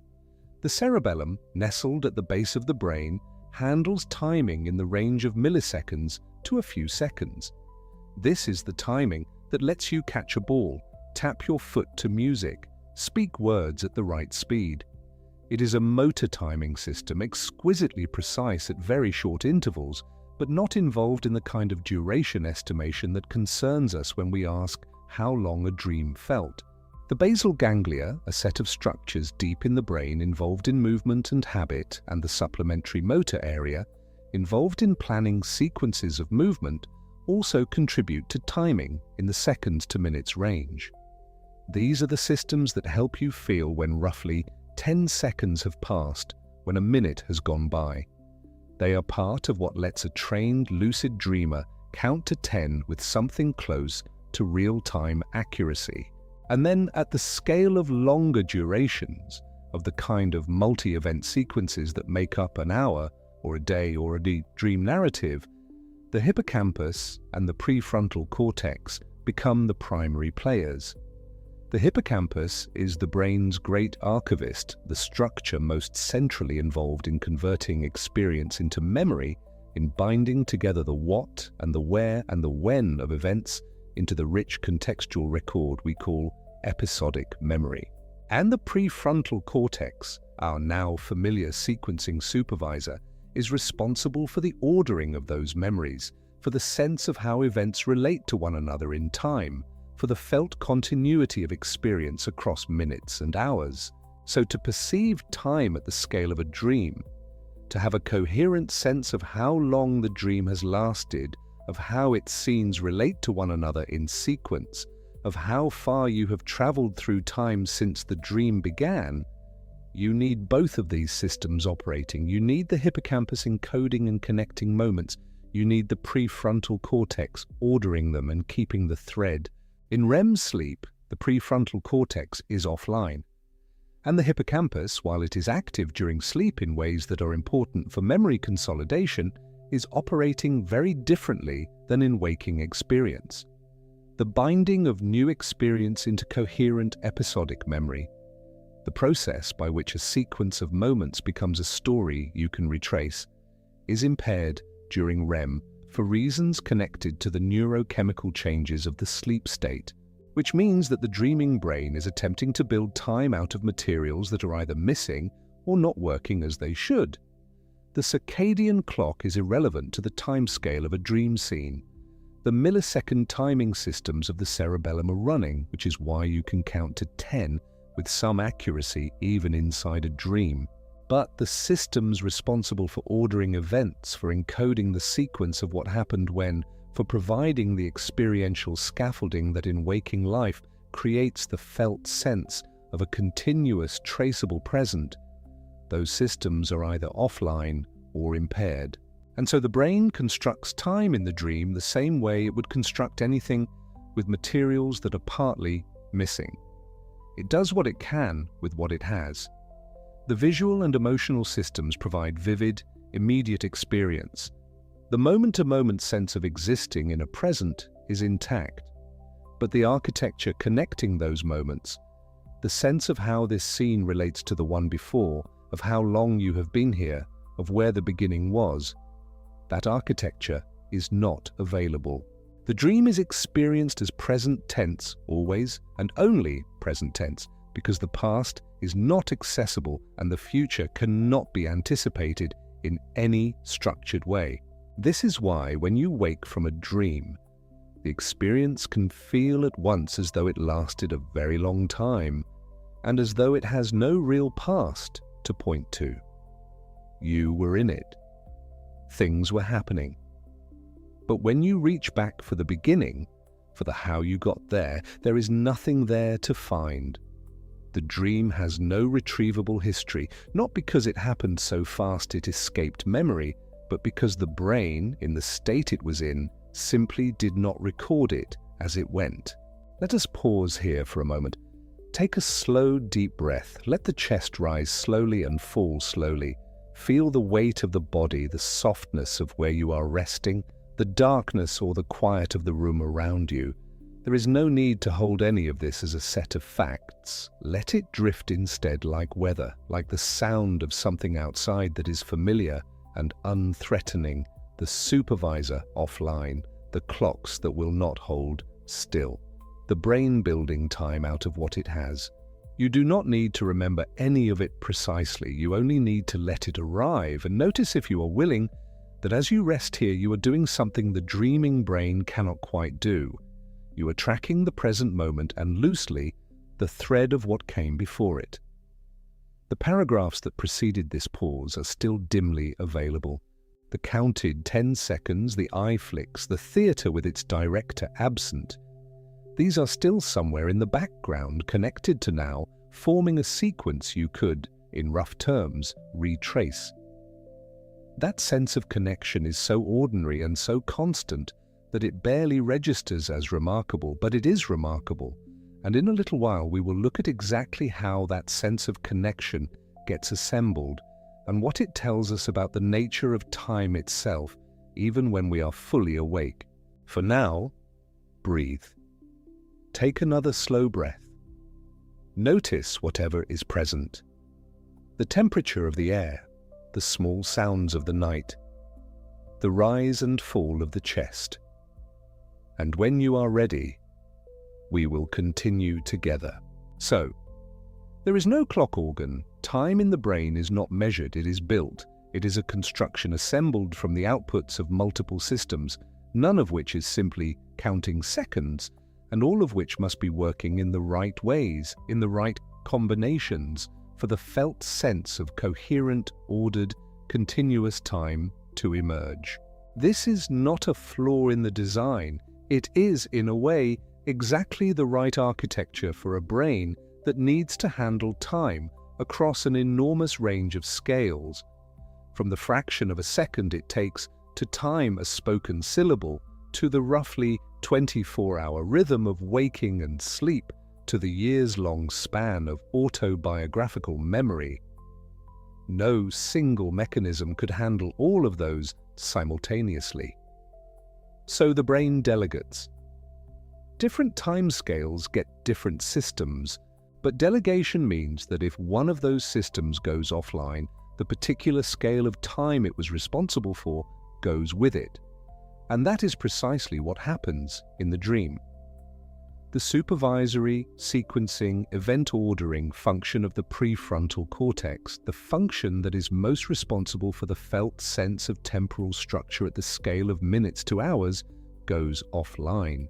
And the felt sense of temporal structure at that scale, the sense of a traceable path from beginning to now, the sense of how long you have been here, the sense of the dream as a story with a retrievable past that goes with it. What remains is experience without architecture. Vivid, immediate, emotionally saturated, present tense experience generated by visual and emotional systems working at full power, floating free of the scaffolding that would normally give it a shape in time. And when the dream awakes and tries to make sense of what just happened, the mind reaches for the only tool it has. It reconstructs. This is the part that matters most, perhaps. This is the part that, when you hold it for a moment, opens into something larger than the specific question of dreams. Memory, even in waking life, does not simply record experience and play it back. It rebuilds. Every time you remember something, you are not retrieving a stored file and reading it off. You are reconstructing the event from fragments, from cues, from the general outline of what happened, from inference, from the emotional tone that was associated with the experience, from knowledge about what usually happens in situations like that one. The reconstruction is fast and usually feels like a direct retrieval, like simply watching a film of what happened. But it is not retrieval, it is reassembly, and like all reassembly, it can introduce errors, compressions, alterations, things that were not quite in the original. In waking life, this reconstruction happens on a relatively solid substrate. The hippocampus encoded the experience as it happened. The prefrontal cortex maintained the sequence. The emotional brain tagged moments with their emotional weight. When you later reconstruct the memory, you have real material to work with, real encoded fragments from which to assemble the story. The reconstruction may not be perfect, but it has something genuine to draw on. In the dream, the reconstruction happens on a much thinner substrate. Because the memory encoding that would have been happening during the dream, the moment-by-moment conversion of experience into storable form, was impaired by the same neurochemical conditions of REM sleep that switched off the prefrontal cortex. There is simply less recorded material to draw on, and the sequencing information that would normally help you reconstruct the order of events — this happened first, then that, then this — was not reliably generated in the first place because the system that generates sequencing information was offline. So when you wake from a dream and try to remember it, the brain attempts its usual reconstruction, but it finds very little to work with. A few vivid fragments, a strong emotional tone. The immediate scene that was present when waking interrupted the dream, and from these fragments it assembles what feels like a memory of a long, extended experience. It fills the gaps. It produces a felt sense of having been in the dream for a long time, of having traveled through many scenes, of a vast and complicated narrative, because the emotional richness and the visual vividness of what fragments remain carry the texture of a long experience, even when the actual recorded material is thin. This is the stitching. The brain stitches the fragments together with connective tissue made of inference and feeling, and the result is a dream memory that can feel enormous, hours long, epic, dense with event, even when the clock on the wall reports that only a short time has passed. The felt duration is not a measurement of actual elapsed time. It is an estimate generated from the richness of the available fragments and the emotional weight they carry.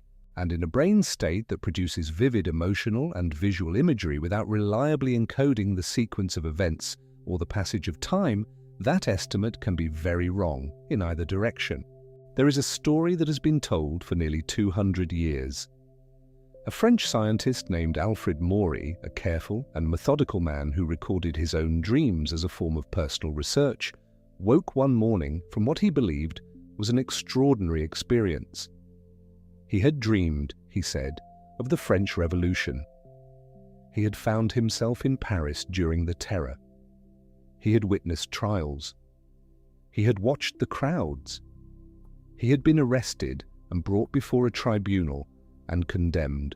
And then he had been led to the guillotine, and the blade had fallen, and he had felt the severing. And at that exact instant, he had jerked awake to find that the headboard of his bed had fallen and struck him across the back of the neck. He concluded that his brain had generated the entire dream, the arrest, the trial, the condemned march, the blade, in the single instant of the blow. He believed that the sensation at the end had seeded the whole preceding narrative backwards, in reverse, at unimaginable speed.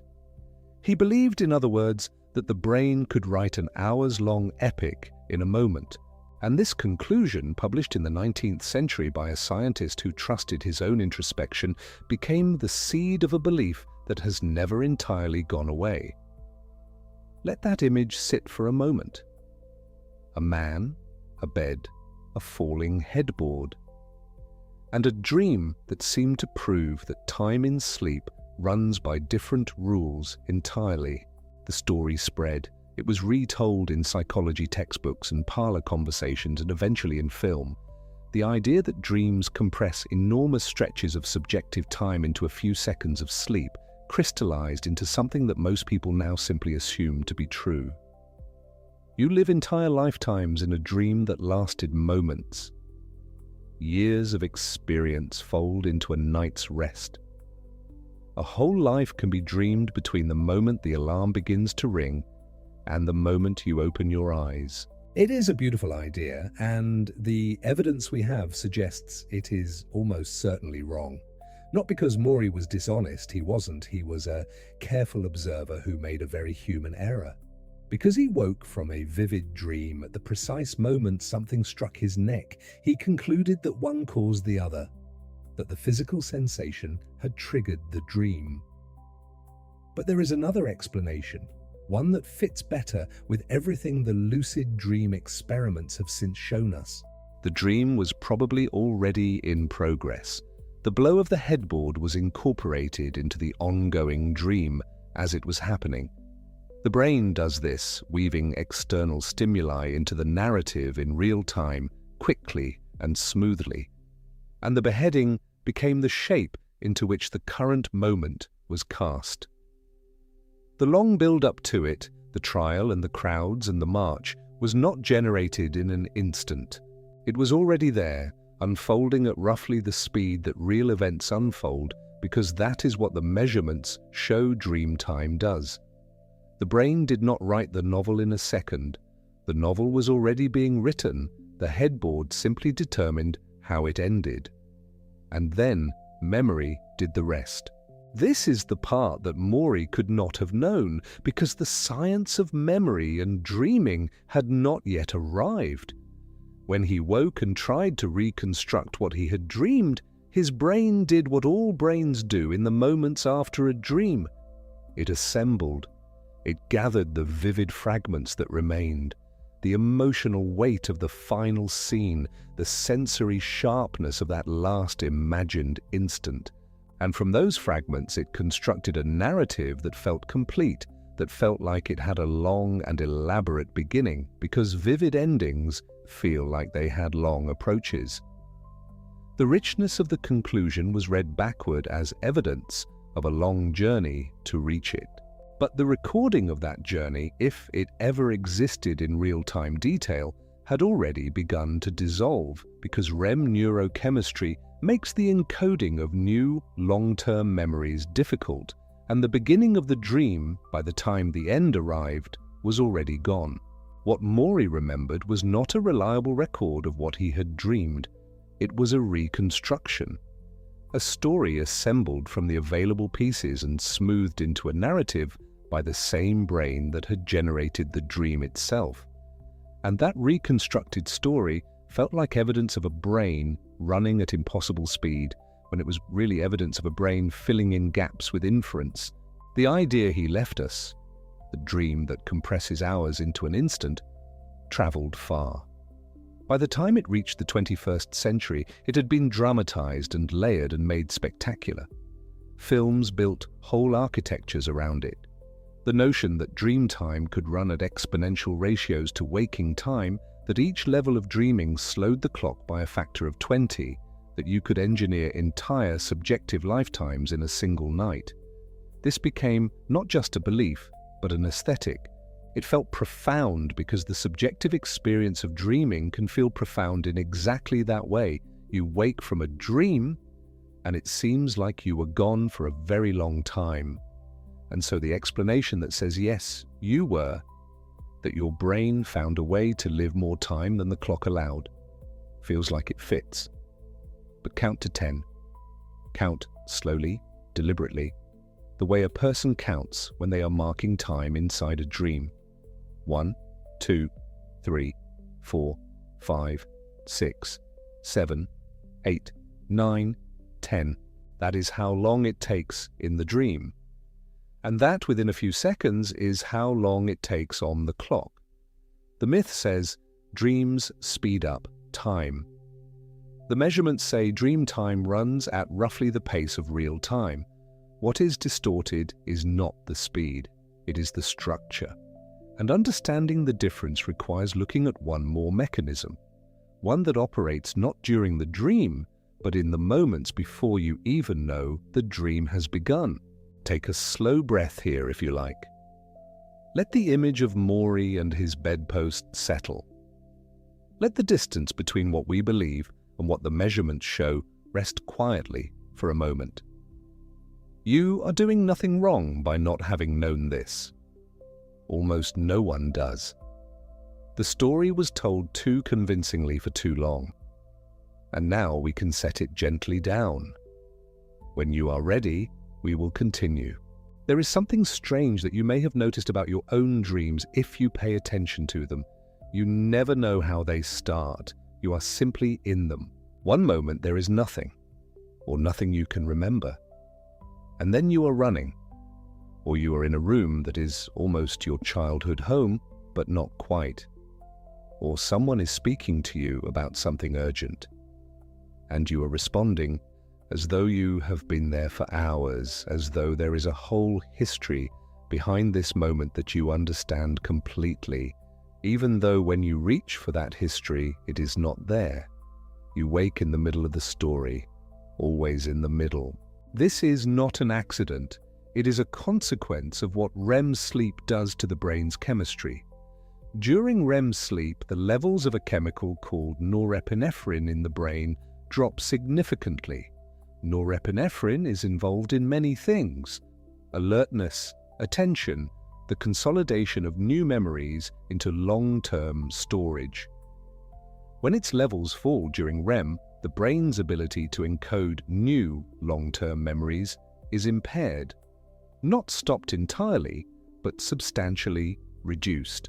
And this means that as you move through a dream, as scenes shift, as characters arrive and depart, as you travel from one impossible location to another, the early parts of that journey are not being reliably recorded. You are experiencing the dream in the present tense, moment by moment.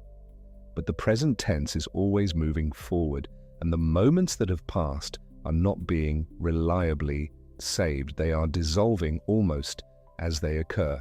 By the time you reach the scene where you are running, the scene where the running began, the moment when whatever was chasing you first appeared, the reason you started, the place you were before, has already faded.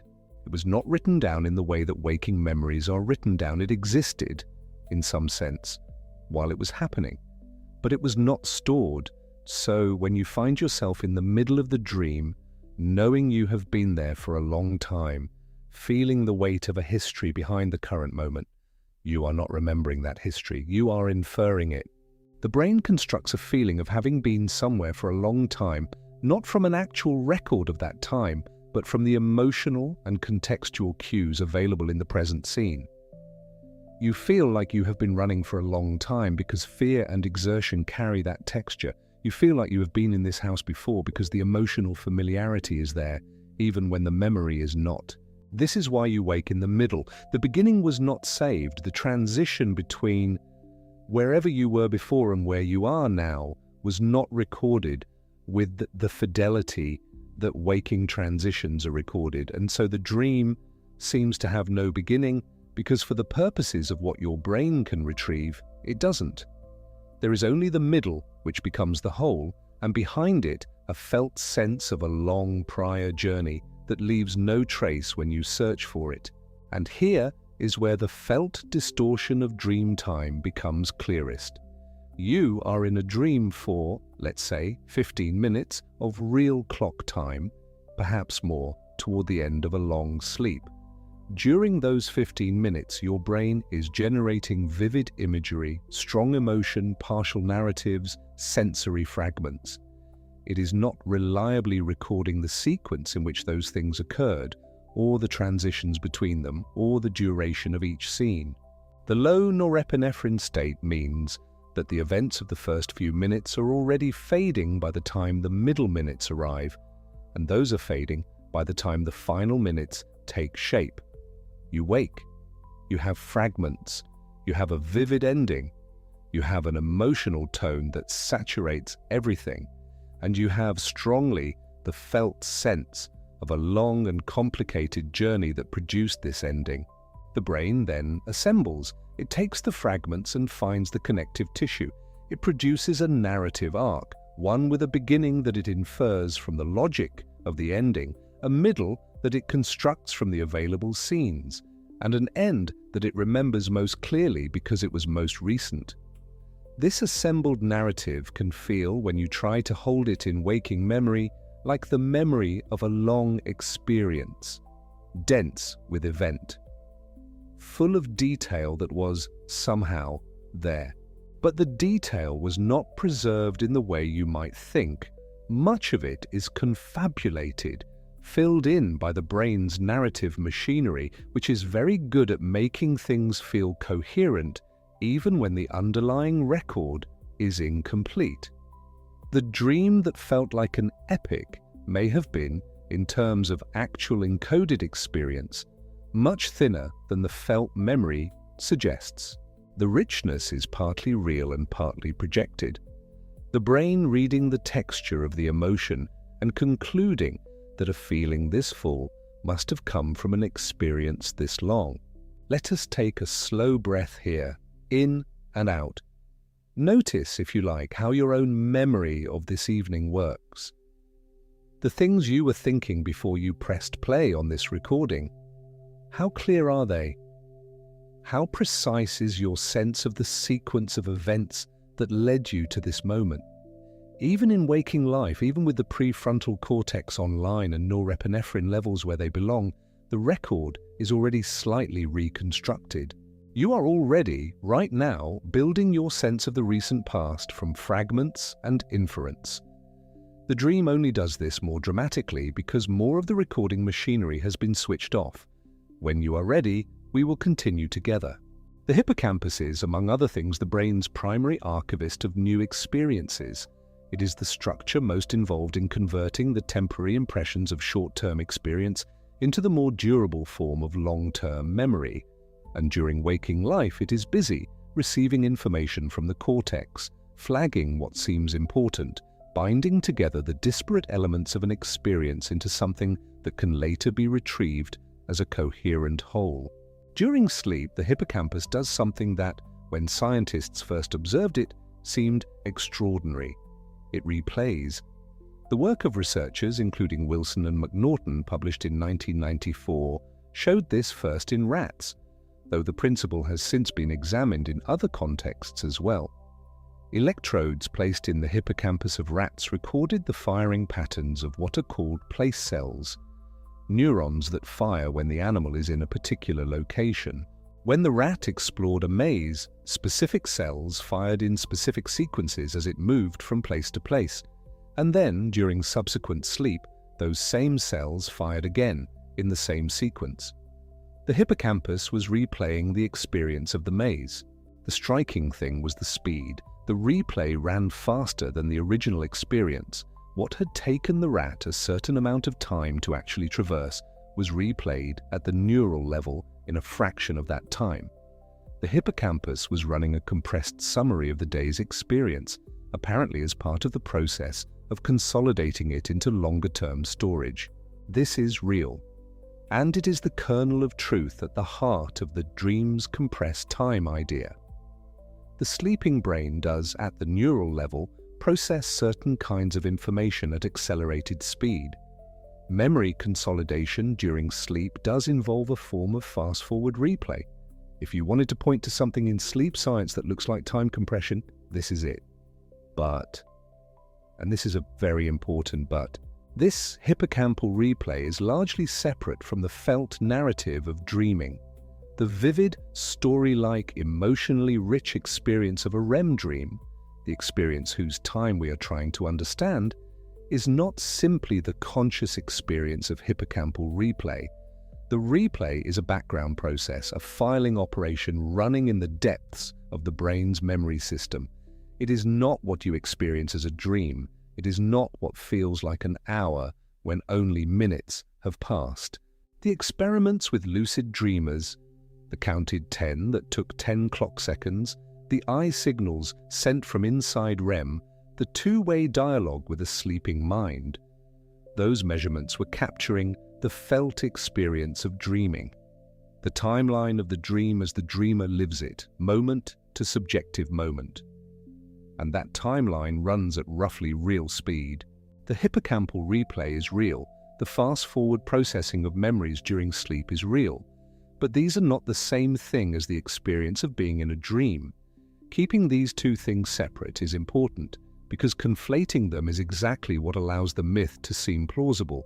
Yes, the sleeping brain does something that looks like time compression, but that something is not the thing you experience when you dream. The dream, as you live it, unfolds at something close to the pace of waking life. It is the structure of time in the dream, not its speed, that is so different. Now there is one more thread to pull, one more way in which the felt length of a dream diverges from what the clock records, and this one lives not in the prefrontal cortex or the hippocampus, but somewhere closer to the center of what makes a dream feel real. You have almost certainly noticed, if you are someone who remembers dreams, that the ones that stay with you are often the ones that were frightening, or deeply sad, or so suffused with longing that you woke reaching for something you cannot name. The emotional dreams, the ones where the feeling was large and overwhelming, tend to feel longer than the calm ones. The nightmare does not feel brief. It feels stretched, expanded, as though the frightening minutes were each much more than 60 seconds. There is a reason for this that lives in waking life as well, and you may have experienced it there too. A moment of genuine fear, a near miss in traffic, an unexpected shock, often seems, in memory, to have lasted longer than it did. People who have been in accidents frequently report that the moment of impact seemed to unfold in slow motion, that time itself seemed to stretch around the event. The experience of fear in the immediate aftermath seems to have taken up more time than the clock says it did. The structure behind this involves the amygdala, the almond-shaped pair of structures deep in the brain that are involved in processing emotional significance, particularly threat and fear. When the amygdala is strongly activated, it signals to the memory system that what is happening is important, that it should be recorded with particular care and density. The result is that frightening or emotionally intense experiences tend to be encoded with more detail, from more angles, with stronger sensory precision than neutral ones. And when you later try to estimate how long that experience lasted, you use the richness of the memory as a guide. A densely encoded memory with many details and strong sensory traces reads to the estimation system as a long experience. A sparse memory reads it as a short one. The emotional amplification of the amygdala by making the memory dense makes the experience feel extended. In waking life, this is what produces the sensation that time slows during fear. It is not that time actually slows, it is that the recording is running at high fidelity, and the high fidelity playback feels like more time. Now consider what happens in a dream. The amygdala is highly active during REM sleep, more active, in fact, than during much of waking life. The emotional centers of the brain are running hot, while the prefrontal cortex, which would normally modulate and contextualize those emotions, has gone quiet. Dreams are emotionally intense partly because the systems that generate emotion are active and the systems that would temper them are not. Every feeling in a dream is the raw feeling, unchecked by the reasoning structures that would normally soften it. And those intense emotional states are doing to dream memories what intense emotional states do to waking memories. They are encoding the available fragments with high density. They are flagging everything as important. They are producing rich, detailed traces of what the dream felt like, even when the sequential content, the actual progression of events, was not reliably recorded. So you wake from a nightmare, and it feels like it went on forever. Partly because the emotional intensity encoded everything with unusual vividness, and that vividness reads as length. Partly because the amygdala-driven amplification, the same mechanism that makes a terrifying real second feel stretched, was running throughout. The dream was not necessarily long by the clock, but it was dense. And density to the brain's estimation system is duration. This is not the brain malfunctioning, it is the brain using the only tools it has. Time is not directly perceived, it is always estimated, always reconstructed from available evidence. And in a dream, the available evidence is emotional and fragmentary and vivid, which produces estimates that lean toward long even when the clock disagrees. Let us pause here very gently. Take a breath if you like. In through the nose and out slowly. You are doing nothing but listening. And that is enough. The night is still wherever you are. The dreams, if they come later, will come at their own pace, which turns out to be something very close to the pace of waking life. You can let that be a comfort or simply a fact to carry quietly.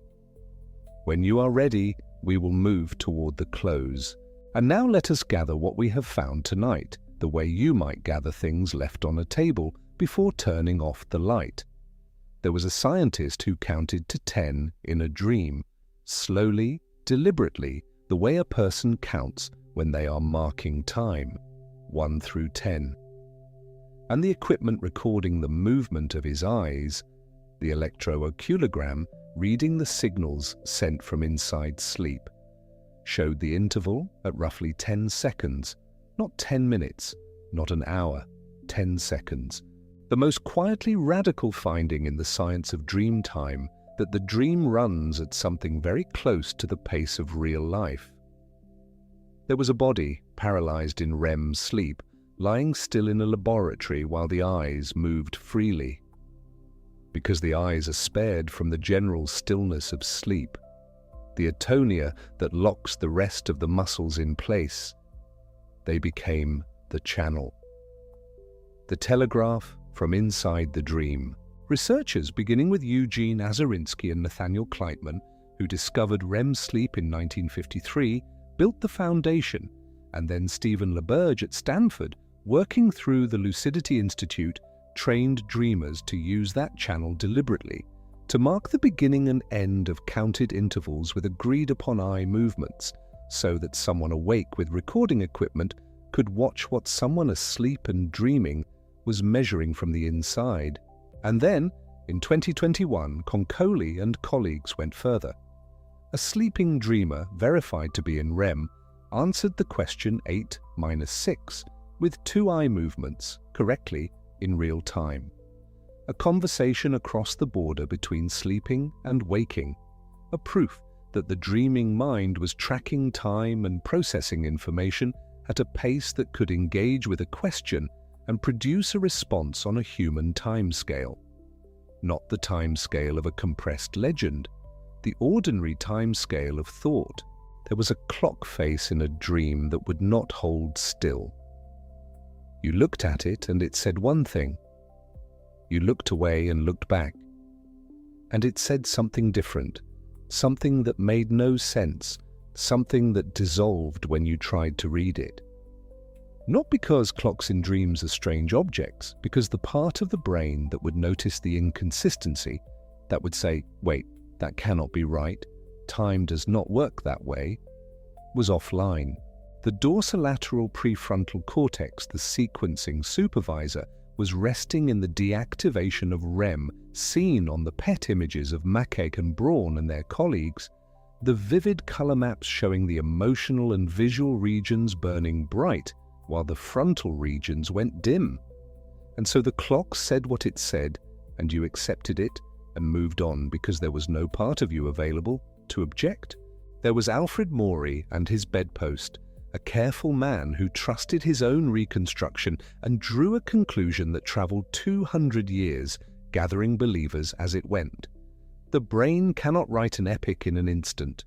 What it can do is incorporate a sudden sensation into an ongoing dream with remarkable speed, weave the blow of the headboard into the story already in progress, and then forget the story's beginning and then assemble what remains into a memory of something vast.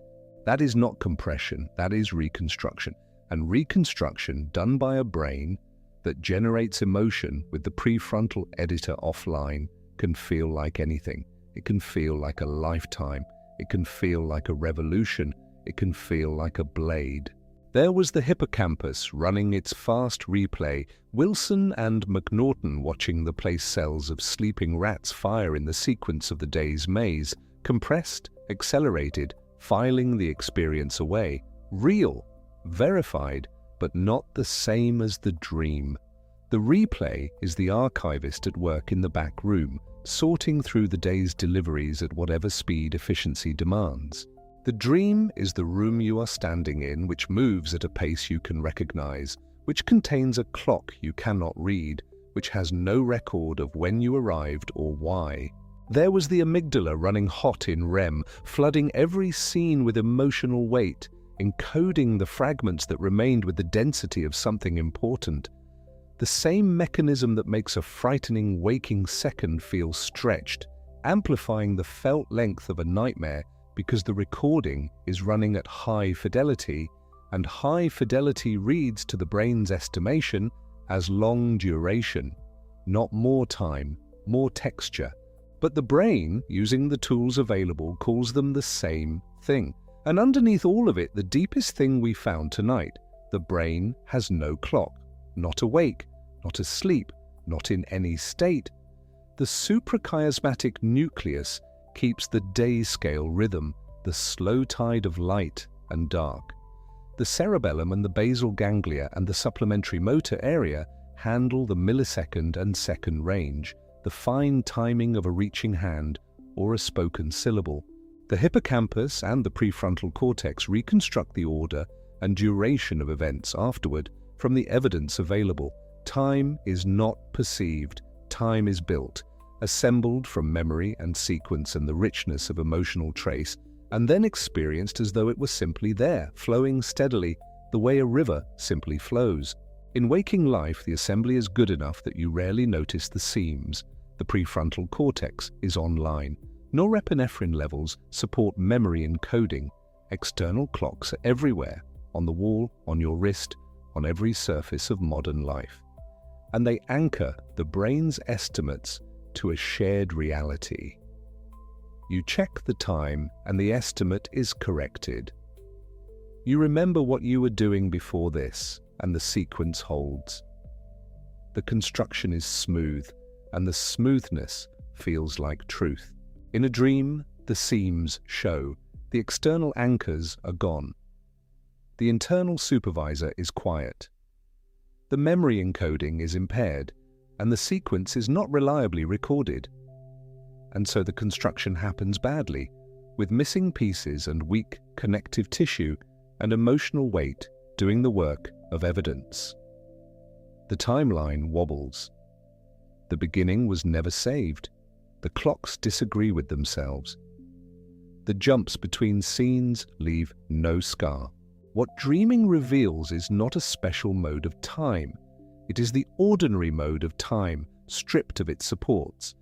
The sense of smooth, continuous, measured duration that you carry through the waking day is not a direct experience of something real. It is a product of infrastructure, of working memory and norepinephrine and prefrontal sequencing and the clocks on every wall. Remove the infrastructure and you see what the underlying process actually is.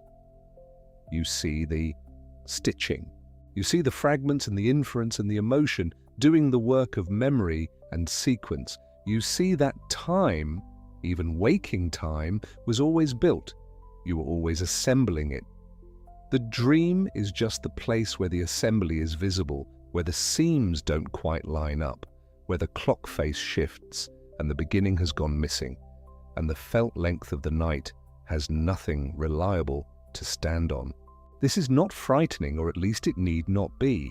It is simply what the brain does. It builds, it assembles, it takes the available evidence and produces an experience that feels coherent, that feels continuous, that feels like time passing at a measured pace, and most of the time, for waking purposes, it does this well enough that the construction is invisible. Only in certain states does it become visible. Dreams are one, the very edge of sleep, that hypnagogic threshold where images bloom briefly and then dissolve is another. The disorientation of waking in a dark room and not knowing for a moment what hour it is, what day, whether you slept at all. That brief floating confusion is the construction coming back online, searching for its anchors. You have felt all of these things. You already knew, in the way that lived experience knows things before language arrives to name them, that time in dreams is strange, that there is something different about how it moves there, or doesn't move, or seems to have moved enormously by the time you wake. What tonight offers is only the mechanism behind the strangeness, the named parts held in the light for a moment, and you do not need to remember any of it. Not the dorsolateral prefrontal cortex, or the electrooculogram, or the Konkoly paper, or the sleeping rats whose place cells fired in sequence. Not Alfred Maury or his bedpost, or the long correction that 200 years of better science slowly assembled. Not Wilson and McNaughton, or Behusi and Mech, or Aserinsky and Kleitman.